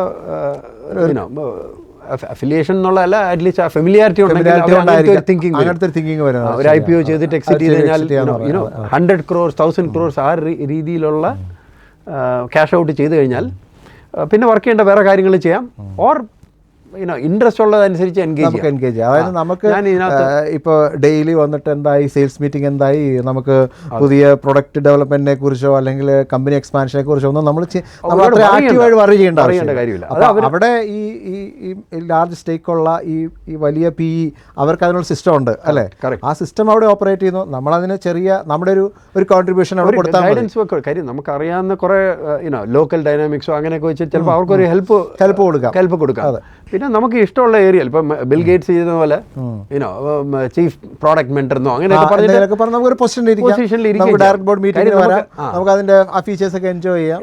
അപ്പൊ നമുക്ക് ഇഷ്ടമുള്ള ഏരിയയിൽ മാത്രം കോൺസെൻട്രേറ്റ് ചെയ്താൽ മതി. ബാക്കിയൊക്കെ അവർ ഹെവിയില്ല. കാര്യം അവർക്ക് അവരുടേതായിട്ടുള്ള ഒരു ടീം തന്നെ ചിലപ്പോൾ അവർ കൊണ്ടുവരും. അവരുടെ തന്നെ ഒരു ടീം. എന്നിട്ട് പിന്നെ അവരുടെ ഗ്രോത്ത് എന്ന് പറഞ്ഞാൽ അവർ വേറെ കമ്പനിയെയും പർച്ചേസ് ചെയ്ത് ഇതിൻ്റെ കൂടെ ആഡ് ഓൺ ചെയ്യാനും ഒക്കെ ഉള്ള പോസിബിലിറ്റീസ് ഉണ്ട്. അപ്പോൾ കമ്പനി പെട്ടെന്ന് ലാർജ് തന്നെ പുതിയ വാങ്ങിച്ചിട്ട് അപ്പോൾ കംപ്ലീറ്റ് ഈ കമ്പനിയുടെ വാല്യുവേഷൻ പിന്നെയും കൂടാം. അപ്പോൾ അതിന്റെ ബെനിഫിറ്റ് നമുക്ക് എൻജോയ് ചെയ്യാൻ പറ്റും. കറക്റ്റ്. അപ്പോൾ ശരിക്കും ഒരു ഓണ്ടർപ്രണർ ഫോക്കസ് ചെയ്യേണ്ടത് ഇതിലേക്കാണ് അല്ലേ? അപ്പോൾ അവിടെ ഈ കൺട്രോളൊക്കെ പോകുന്നുണ്ടെങ്കിലും എഗെയിൻ നല്ലൊരു PE ഫണ്ടും അങ്ങനെയൊക്കെ വരികയാണെങ്കിൽ ഒരു അലൈൻമെന്റ് ഉണ്ടെങ്കിൽ ഇങ്ങനെ ഒരു ഔട്ട്കം ഉണ്ടാകാം എന്നുള്ളതും കൂടെ. അപ്പോൾ ഇന്ത്യയിൽ ആ ഒരു ട്രസ്റ്റ് ഇഷ്യൂ ഇപ്പോൾ ഉണ്ട്. പക്ഷെ പതുക്കെ എസ്റ്റാബ്ലിഷ് ആകുമ്പോൾ ഇപ്പം നല്ല പേരുള്ള പ്രൈവറ്റ് ഇക്വിറ്റി കമ്പനീസ് വരികയാണെങ്കിൽ കുറച്ചുകൂടെ ആൾക്കാർ വില്ലിങ് ആയിരിക്കും. എഗെയിൻ റിസ്ക് ഉണ്ട്, ഇല്ല എന്നുള്ളത് ഞാൻ പറയുന്നില്ല. ബട്ട് റിസ്ക് ഉണ്ട്. ബട്ട് നമ്മൾ റൺ ചെയ്താലും there is a risk. Different type of risk ആണെന്നേ ഉള്ളൂ. നമ്മുടെ കൺട്രോളിലില്ലാത്ത ഫാക്ടർ സ്റ്റിൽ കാണും. പിന്നെ ഒരു കമ്പനി ഇപ്പോൾ നമ്മളൊരു PE ആയിട്ട് പ്രൈവറ്റ് ഇക്വിറ്റി ആയിട്ട് നമ്മളൊന്ന് അലൈൻഡ് ആവുന്ന സമയത്ത് ആ ഒരു സമയത്ത് എന്തായാലും പ്രൊമോട്ടർക്ക് നല്ലൊരു എമൗണ്ട് എക്സിറ്റ് ഒരു എമൗണ്ട് ഉണ്ടാവും. പിന്നെ അതിനുശേഷം ആ കമ്പനി അങ്ങോട്ട് ട്രാവൽ ചെയ്ത് നമുക്ക് പറയാൻ പറ്റില്ല. ചിലപ്പം ഗ്രോത്ത് ആയിരിക്കാം, ചിലപ്പം അത്രയും ഗ്രോത്ത് ഉണ്ടായെന്ന് വരില്ല. എന്ത് തന്നെ ആയാലും അയാൾ ഓൾറെഡി അയാളുടെ എഫേർട്ടിന് എൻകാഷ് ചെയ്ത് കഴിഞ്ഞു ആ സമയം വരെ അല്ലേ? തീർച്ചയായിട്ടും. തീർച്ചയായിട്ടും പലർക്കും പിന്നുള്ള ഒരു ബുദ്ധിമുട്ടെന്ന് പറയുന്നത് നേരത്തെ പറഞ്ഞ പോലെ ഒരു റോളില്ല, പെട്ടെന്നൊരു. ബട്ട് അതിൽ വലിയ കാര്യമില്ല. ഇപ്പോഴത്തെ ഏജിൽ ഒരുപാട് കാര്യങ്ങളിൽ ഇൻവോൾവ് ചെയ്യാനുള്ള പോസിബിലിറ്റി ഉണ്ട്. ഇപ്പോൾ സോഫ്റ്റ്വെയറിലാണെങ്കിൽ വേറൊരു പ്രോഡക്റ്റ് കമ്പനിയിലേക്ക് മാറാം, അല്ലെങ്കിൽ ഒരു പ്രോഡക്റ്റ് കമ്പനി സ്റ്റാർട്ട് ചെയ്യാം. അപ്പോൾ പല ഓപ്ഷൻസ് അറ്റ്ലീസ്റ്റ് സോഫ്റ്റ്വെയറിലുണ്ട്. അല്ലാത്ത ഇൻഡസ്ട്രി ആണെങ്കിൽ സെയിം കമ്പീറ്റിംഗ് സാധനങ്ങൾ തുടങ്ങില്ല എന്ന് മാത്രമേ ഉള്ളൂ. വേറെ ഏരിയാസിൽ നമ്മൾ അതേപോലെ തന്നെ ഒരു കമ്പനി തുടങ്ങാൻ പാടില്ല എന്നുള്ള എഗ്രിമെന്റ് ഉണ്ടാവാം. കറക്റ്റ്. അപ്പോൾ അത് അവരുടെ അടുത്തും വേണം വെറ്റ് ചെയ്യാം. ഈ PE എടുത്ത് പറയാം, ഞാനിപ്പം സോഫ്റ്റ്വെയറിലായിരുന്നു, ഞാൻ ഇനിയിപ്പം എന്റർടൈൻമെന്റ് ബിസിനസ്സിലേക്ക് ഇറങ്ങുകയാണ്.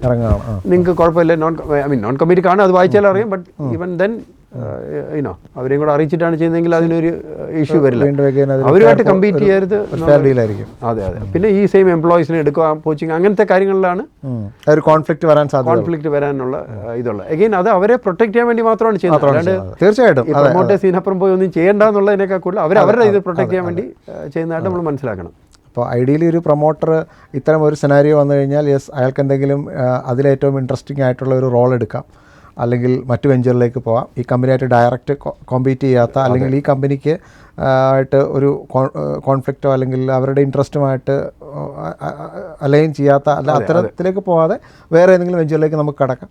ഇതിൻ്റെ ബെനിഫിറ്റ്സ് നമുക്ക് എൻജോയ് ചെയ്യാം. അപ്പോൾ ഇതാണ് ശരിക്കും ഒരു ഐഡിയൽ സിനാരിയോ നമ്മൾ ഉദ്ദേശിക്കുന്നത് ആൾക്കാർ എത്തുന്നത്. അതിനുശേഷമാണ് ഈ IPO എന്ന് പറയുന്ന അപ്പം പ്രൈവറ്റ് ഇക്വിറ്റി ഇല്ലാത്ത സിനാരിയോയിൽ ഇപ്പോൾ ഇൻഫോസിസ് ഒക്കെ ചെയ്ത പോലെ അവർ പ്രൈവറ്റ് ഇക്വിറ്റി ഇങ്ങനത്തെ ഫണ്ടിങ്ങിലൊന്നും താല്പര്യമില്ലാത്ത. ഇൻഫാക്ട് ഞാൻ പണ്ട് ഇൻഫോസിലാണ് വർക്ക് ചെയ്തത്. ഇതിലേക്ക് വരുന്നതിന് മുമ്പേ IT-യിലാണ് ആദ്യം സ്റ്റാർട്ട് ചെയ്തത്. അപ്പോൾ ഇൻഫോസിസിലെ പല ഫൗണ്ടേഴ്സിന് സ്ട്രെയിറ്റ് ബിലീഫ് എന്ന് പറയുന്നത് പബ്ലിക് ഫണ്ടിങ് ആണ് ഏറ്റവും നല്ലത്. അപ്പോൾ അതിലേക്ക് എത്താൻ പറ്റുമെങ്കിൽ. പക്ഷേ അവരുടെ ജേർണി അവരുടെ ആ ടൈമിൽ ആ ഒരു മോഡലായിരുന്നു കൂടുതൽ കുറച്ചുകൂടെ സ്വീകാര്യമായിരുന്നു അല്ലേ? ഇപ്പം ആ ഒരു മോഡലിൽ ചെയ്യാൻ കുറച്ചുകൂടെ പാടണം. കാര്യം കുറെ കൂടെ ടൈം എടുക്കും. ഓർഗാനിക്കലി ഗ്രോ ചെയ്ത് നമ്മുടെ ക്യാഷ് ഫ്ലോ വെച്ച് ആ ടൈം അത്രയും മാർക്കറ്റ് അത്രയും പേഷ്യൻ്റ് അല്ല. അപ്പോൾ ഇപ്പം ഗ്രോ ചെയ്യുന്നത് ഫാസ്റ്റ് ആയിട്ട് ഗ്രോ ചെയ്തില്ലെങ്കിൽ ചിലപ്പോൾ കോമ്പറ്റീഷൻ അതിനെ ഈസിലി കോപ്പി ചെയ്ത് ആ ഒരു ഓപ്പർച്യൂണിറ്റി തന്നെ ചിലപ്പോൾ പോയെന്ന് വരാം. ഐഡിയലി പെട്ടെന്ന് ഇതിൻ്റെ സ്റ്റേജ് എന്ന് പറഞ്ഞാൽ VC വരുന്നു, അടുത്തത് പ്രൈവറ്റ് ഇക്വിറ്റി വരുന്നു, പിന്നെ നമുക്ക് IPO-യിലേക്ക് ട്രാവൽ ചെയ്യാം. ഈവൻ പ്രൈവറ്റ് ഇക്വിറ്റി വരെ എത്തുമ്പോഴേക്കും തന്നെ നല്ലൊരു usually private equity 5,000 crore plus വാല്യുവേഷൻസിലൊക്കെ ഉള്ള ഡീൽസ് ഒക്കെ ചെയ്യാറുണ്ട്. IPO ചെയ്താൽ ഒരു എല്ലാം കൂടെ ഒരുമിച്ച് എക്സിറ്റ് ചെയ്യേണ്ട, കുറേ ടാക്സ് അഡ്വാൻറ്റേജസും അതൊക്കെ ആൻഡ് ഈ സ്മോൾ ബിസിനസ്സിനുള്ള IPO ടൈപ്പ് ഇതുണ്ട്. അപ്പം പല പോസിബിലിറ്റി ഉണ്ട്. ബട്ട് എഗെയിൻ ഈ ജേർണിയുടെ എല്ലാം സ്റ്റാർട്ട് എന്ന് പറയുന്നത് സിമിലറാണ്. ആ ഒരു എന്താ പറയുക, ആ ഒരു കൾച്ചറും ആ ഒരു ട്രാൻസ്പെറൻസിയും ആ സാധനങ്ങളും സിസ്റ്റംസും പ്രോസസ്സസും എല്ലാം ബിൽഡ് ചെയ്തിട്ട് വേണം നമുക്കത് മുന്നോട്ട്. അപ്പോൾ പല രീതിയിലുള്ള പോസിബിലിറ്റീസ് വരും. ഓരോ സ്റ്റേജിലും ആ ഒരു പോസിബിലിറ്റീസ് ടാപ്പ് ചെയ്യുക ആൻഡ് ഈ സ്റ്റേജിൽ വാല്യുവേഷൻ കൂട്ടുക, സോ ദാറ്റ് ഇത് കൂടുതൽ വാല്യൂബിൾ ആകുക. എന്നിട്ട് അൾട്ടിമേറ്റ്ലി ഇഫ് പോസിബിൾ ഒരു IPO എത്തിക്കുക. അതാണ് അൾട്ടിമേറ്റ് എന്ന് പറയുന്നത്. അപ്പം ഞാൻ ബിസിനസ് കൺസൾട്ട് ചെയ്യുന്നതോടൊപ്പം തന്നെ ഈ മാനിഫെസ്റ്റേഷൻ റിലേറ്റുള്ള human brain transformation related class എടുക്കാറുണ്ട്. അപ്പോൾ എപ്പോഴും നമ്മൾ പറയുന്നത് നമ്മുടെ ഫ്യൂച്ചർ എന്താണോ ആ ഫ്യൂച്ചറിനെ നമ്മുടെ ബ്രെയിനെ, ആ ഒരു ഫ്യൂച്ചർ ഇമോഷൻ എന്താണെന്ന് നമ്മൾ ബ്രെയിനെ പഠിപ്പിക്കുക എന്നുള്ളതാണ്.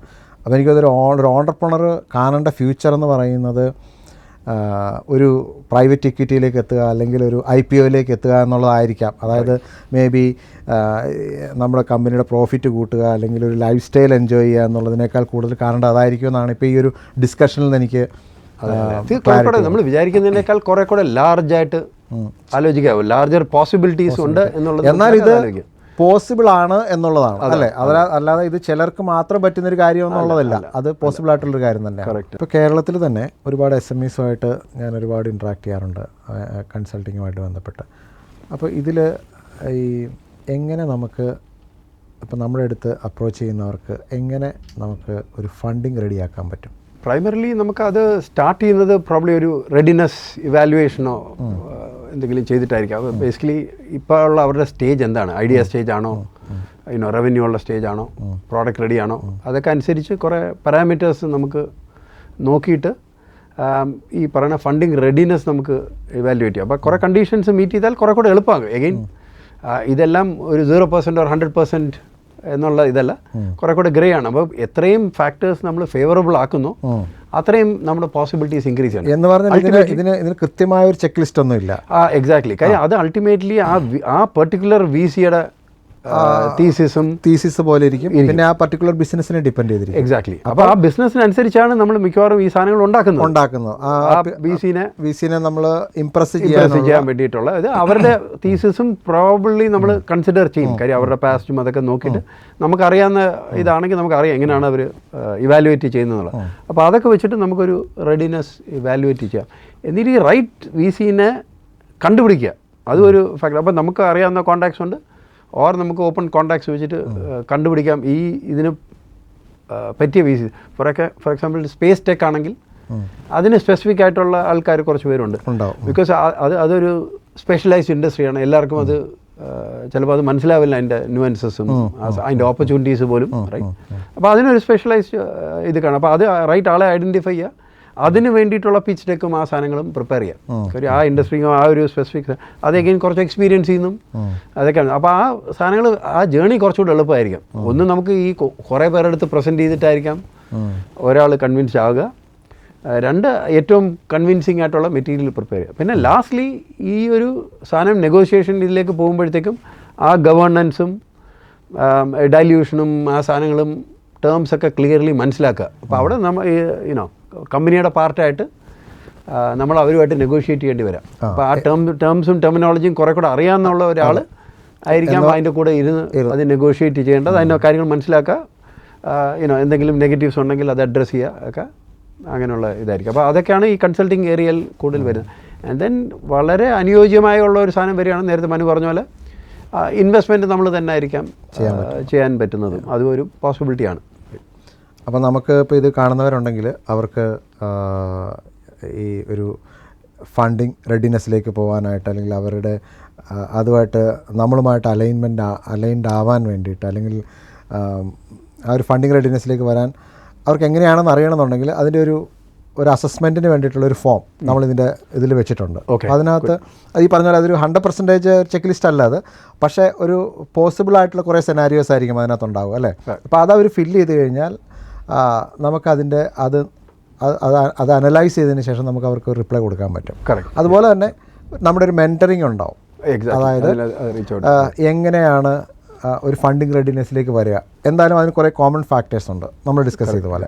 അപ്പോൾ ഈ കോമൺ ഫാക്ടേഴ്സിലേക്ക് എങ്ങനെ എന്തൊക്കെ പാരാമീറ്റേഴ്സിലേക്ക് എത്തിക്കാൻ പറ്റും.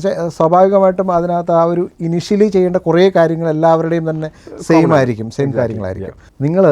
നിങ്ങളുടെ കമ്പനി ഒരു ഫണ്ടിങ്ങിലേക്ക് പോകാൻ താല്പര്യമുള്ള ഒരു കമ്പനിയാണെന്നുണ്ടെങ്കിൽ ഇതിൽ കൊടുത്തിരിക്കുന്ന ഫോമിൽ നിങ്ങൾ ഫില്ല് ചെയ്ത് കഴിഞ്ഞാൽ നമ്മുടെ ടീം നിങ്ങളെ കോൺടാക്ട് ചെയ്യുന്നതായിരിക്കും. അപ്പോൾ നിങ്ങൾക്ക് അതിൻ്റെ അസസ്മെൻറ്റും നിങ്ങൾ ഫണ്ടിന് റെഡിയാണോ എന്നുള്ളതും, അതുപോലെ തന്നെ നിങ്ങൾക്ക് ഒരു കൺസൾട്ടൻസി സർവീസും അതുപോലെ തന്നെ മെൻറ്ററിങ്ങും ഞങ്ങൾ ഓഫർ ചെയ്യുന്നുണ്ട്. അപ്പോൾ ഇതിലുള്ള ഫോം നിങ്ങൾ ഫില്ല് ചെയ്ത് കഴിഞ്ഞാൽ ഞങ്ങളുടെ ടീം നിങ്ങളെ കോൺടാക്ട് ചെയ്യുന്നതായിരിക്കും. നമുക്കപ്പോൾ അങ്ങനെ ഹെൽപ്പ് ചെയ്യാം. അങ്ങനെയുള്ളവർ, അങ്ങനെ താല്പര്യമുള്ളവർ നമുക്ക് ആപ്ലിക്കേഷൻ ഇട്ട് കഴിഞ്ഞാൽ നമുക്കത് അസസ് ചെയ്തിട്ട് അതിന് നമുക്ക് റിപ്ലൈ കൊടുക്കാൻ പറ്റും. ഇനി അതുപോലെ തന്നെ നമ്മൾ ഹെൽപ്പ് ചെയ്യുന്ന മറ്റൊരു കാര്യമാണല്ലോ ഈ പറഞ്ഞ റൈറ്റ് വെഹിക്കിൾ, അല്ലേ? ഏത് ഫണ്ടിങ് ആയിരിക്കും ഒരു പർട്ടിക്കുലർ ബിസിനസ്സിന് ഏറ്റവും സ്യൂട്ട് ആവുക, അല്ലേ? അപ്പോൾ അതേക്കുറിച്ചൊന്ന് പറയാമോ? അതെ, അപ്പോൾ കമ്പനിയുടെ സ്റ്റേജും ക്യാഷ് ഫ്ലോയും ഇതൊക്കെ വെച്ചിട്ട് നമുക്ക് ഏത് ഫണ്ടിങ് ആണ്, ആൻഡ് അഗെയിൻ പ്രൊമോട്ടേഴ്സിൻ്റെ ഇൻട്രസ്റ്റും, അതെ, അവർക്ക് ആ റിസ്ക് എടുക്കാനുള്ള ആപ്പിറ്റൈറ്റും അതൊക്കെ വെച്ചിട്ട് നമുക്ക് കുറച്ചുകൂടെ ആ ഒരു ഏതാണ് ബെറ്റർ എന്നുള്ളത് റെക്കമെൻഡ് ചെയ്യാം. കാര്യം ഓരോന്നിൻ്റെ ടേംസും ഡിഫറെൻ്റ് ആണല്ലോ, കണ്ടീഷൻസും അതെല്ലാം ഡിഫറെൻ്റ് ആണ്. അപ്പം നമ്മുടെ ലയബിലിറ്റി, റിസ്ക്, ഈ സാധനങ്ങളെല്ലാം ഇവാലുവേറ്റ് ചെയ്തിട്ട് ഇതിൻ്റെ പാർട്ടായിട്ട് ഏതാണ് റൈറ്റ് വെഹിക്കിൾ, ഈ കമ്പനിയുടെ ഈ സ്റ്റേജിലുള്ള ഇതിന് ഏതാണ് റൈറ്റ് വെഹിക്കിൾ എന്നുള്ളത് നമുക്ക് റെക്കമെൻഡ് ചെയ്യാൻ പറ്റും. അപ്പോൾ നമ്മുടെ ഈ മെൻറ്റർഷിപ്പിലുള്ളതാണ് നമ്മൾ അവരുമായിട്ട് സംസാരിച്ച് എന്താണ് നിങ്ങളുടെ റൈറ്റ് വെഹിക്കിൾ, നിങ്ങളുടെ ബിസിനസ്സിനെ അനലൈസ് ചെയ്തിട്ട് ഇതാണ് നിങ്ങളുടെ റൈറ്റ് വെഹിക്കിൾ, ഇതിൻ്റെ പ്രോസ് ഇതാണ്, ഇതിൻ്റെ കോൺസ് ഇതാണ്, നിങ്ങളുടെ ഇൻട്രസ്റ്റ് എന്താണ് എന്ന രീതിയിൽ നമ്മളൊരു കൺസൾട്ടേഷൻ നമുക്ക് അവർക്ക് കൊടുക്കാൻ പറ്റും, അല്ലേ? അതുപോലെ തന്നെയാണ് ഒരു മൈൽ സ്റ്റോൺ പ്ലാനിങ് എന്ന് പറയുന്നത്, അല്ലേ? ഒരു റിയലിസ്റ്റിക് ആയിട്ടുള്ള ഒരു മൈൽ സ്റ്റോൺ പ്ലാനിങ് ഉണ്ടാവും.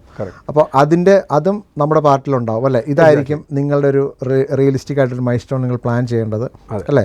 അതേക്കുറിച്ച് ഒരു ഇൻവെസ്റ്റർ നോക്കുന്ന സർട്ടൻ മൈൽ സ്റ്റോൺസ് ഉണ്ട്. ടിപ്പിക്കലി നോക്കുക, ഒരെണ്ണം ഒരു പ്രോഡക്റ്റ് റെഡിനെസ് ആയിരിക്കാം, റൈറ്റ്?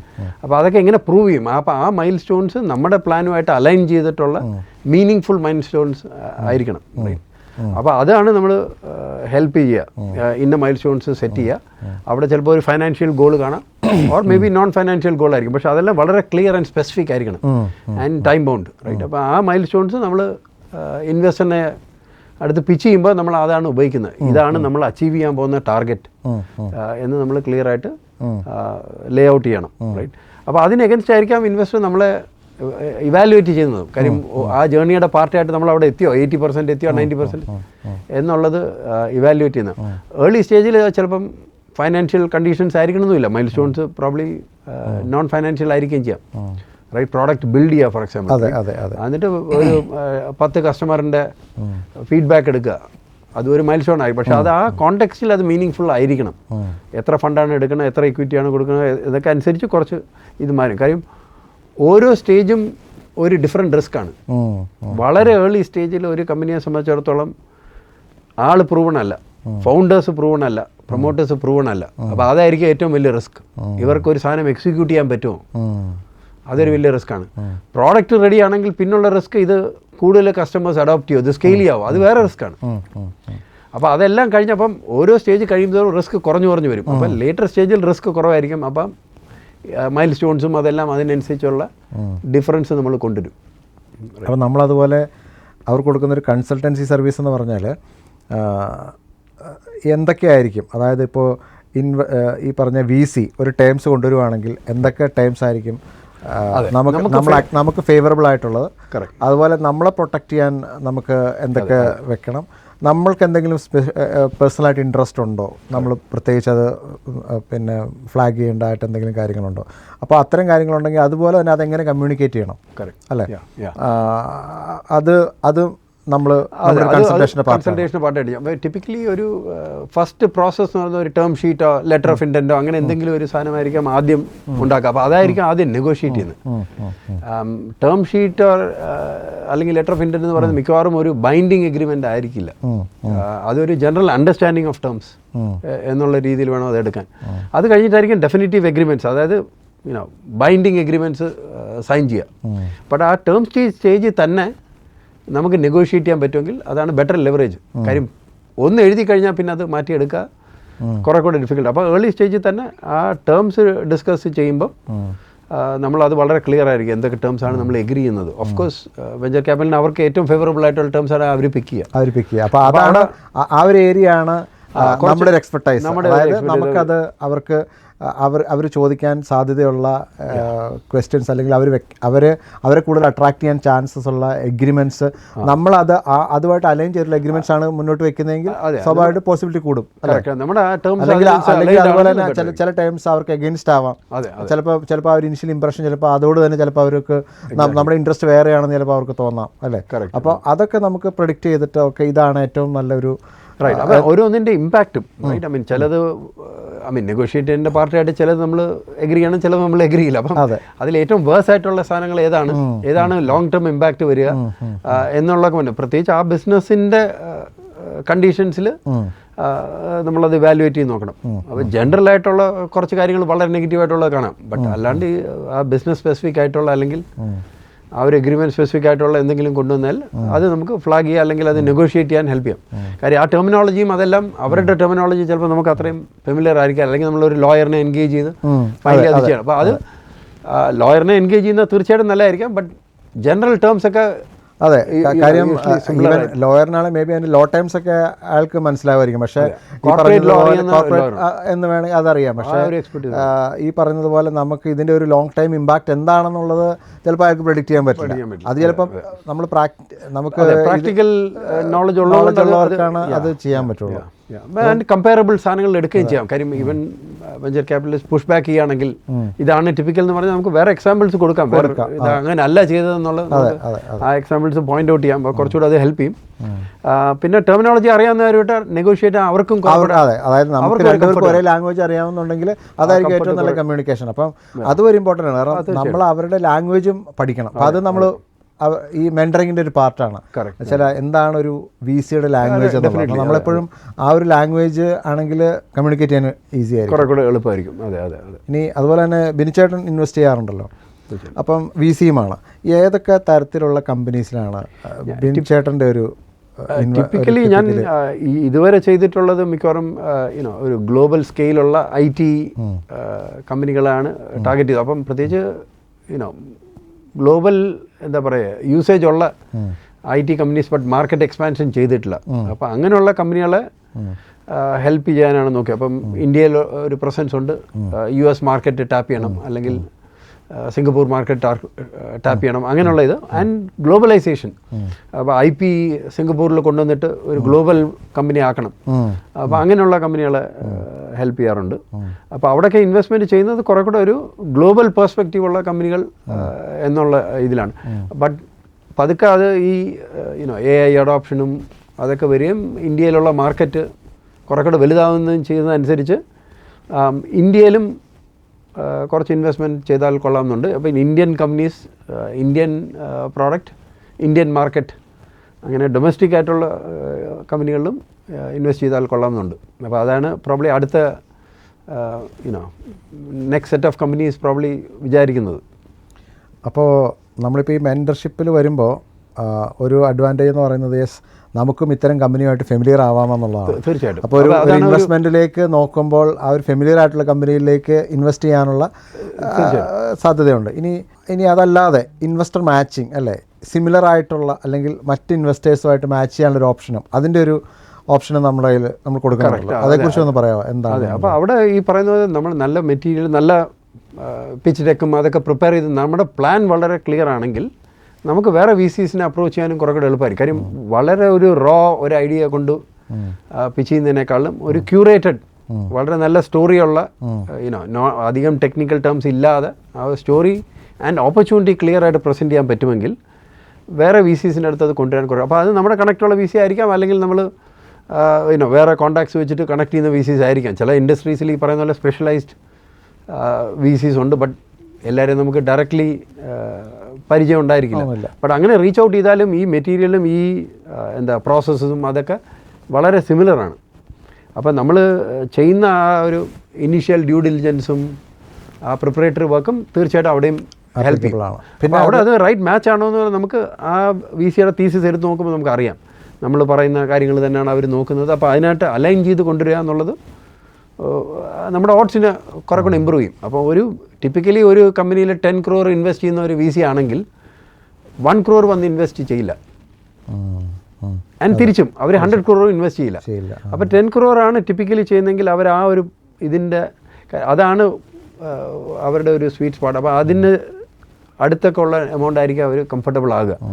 പിന്നെ ഫോളോ ഓൺ റൗണ്ട്സ് കാണും. ഒരു റൗണ്ടിൽ ഒതുക്കൽ കാര്യം അവർക്കും അറിയാം 10 crore കൊടുത്തിട്ട് 10 crore തീർന്നില്ലെങ്കിൽ കുറച്ച് അഡീഷണൽ ഫണ്ട്സ് വേണമെങ്കിൽ അതും അവർ റെഡിയാക്കി വെക്കും. അപ്പോൾ 10 crore കൊടുക്കുന്നിടത്ത് മേ ബി അവരൊരു 13 or 14 crores റിസർവ് ചെയ്ത് വെച്ചേക്കും ഈ കമ്പനിക്ക് വേണ്ടി. ഓവർ റൺ ഉണ്ടെങ്കിൽ കാര്യം പ്രോഡക്റ്റ് തീർന്നില്ല എങ്കിൽ എന്ത് ചെയ്യും?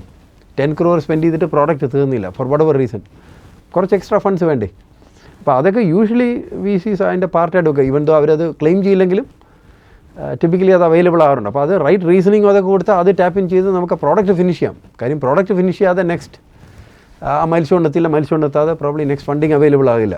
അപ്പോൾ അങ്ങനെയുള്ള കാര്യങ്ങളുമൊക്കെ നമുക്ക് പോയിൻ്റ് ഔട്ട് ചെയ്യാനും നമുക്ക് മാനേജ് ചെയ്യാനും പറ്റും. പിന്നെ ഈ ജേർണിയുടെ പാർട്ടായിട്ട് ഈ മൈൽസ്റ്റോണും അതൊക്കെ ട്രാക്ക് ചെയ്യുന്നതും ഒരു പ്രോസസ്സാണ്. ഞാൻ നേരത്തെ പറഞ്ഞ പോലെ ഇൻവെസ്റ്റ് ചെയ്താലും ആ മെട്രിക്സും അതെല്ലാം റിപ്പോർട്ട് ചെയ്യേണ്ട റിക്വയർമെൻറ്റും അതൊക്കെ വരാം. അപ്പോൾ അതെല്ലാം ഇതിൻ്റെ പാർട്ടാണ്, ഈ കൺസൾട്ടൻസി അല്ല അഡ്വൈസറിയുടെ പാർട്ടായിട്ട് വരുന്നതാണ്.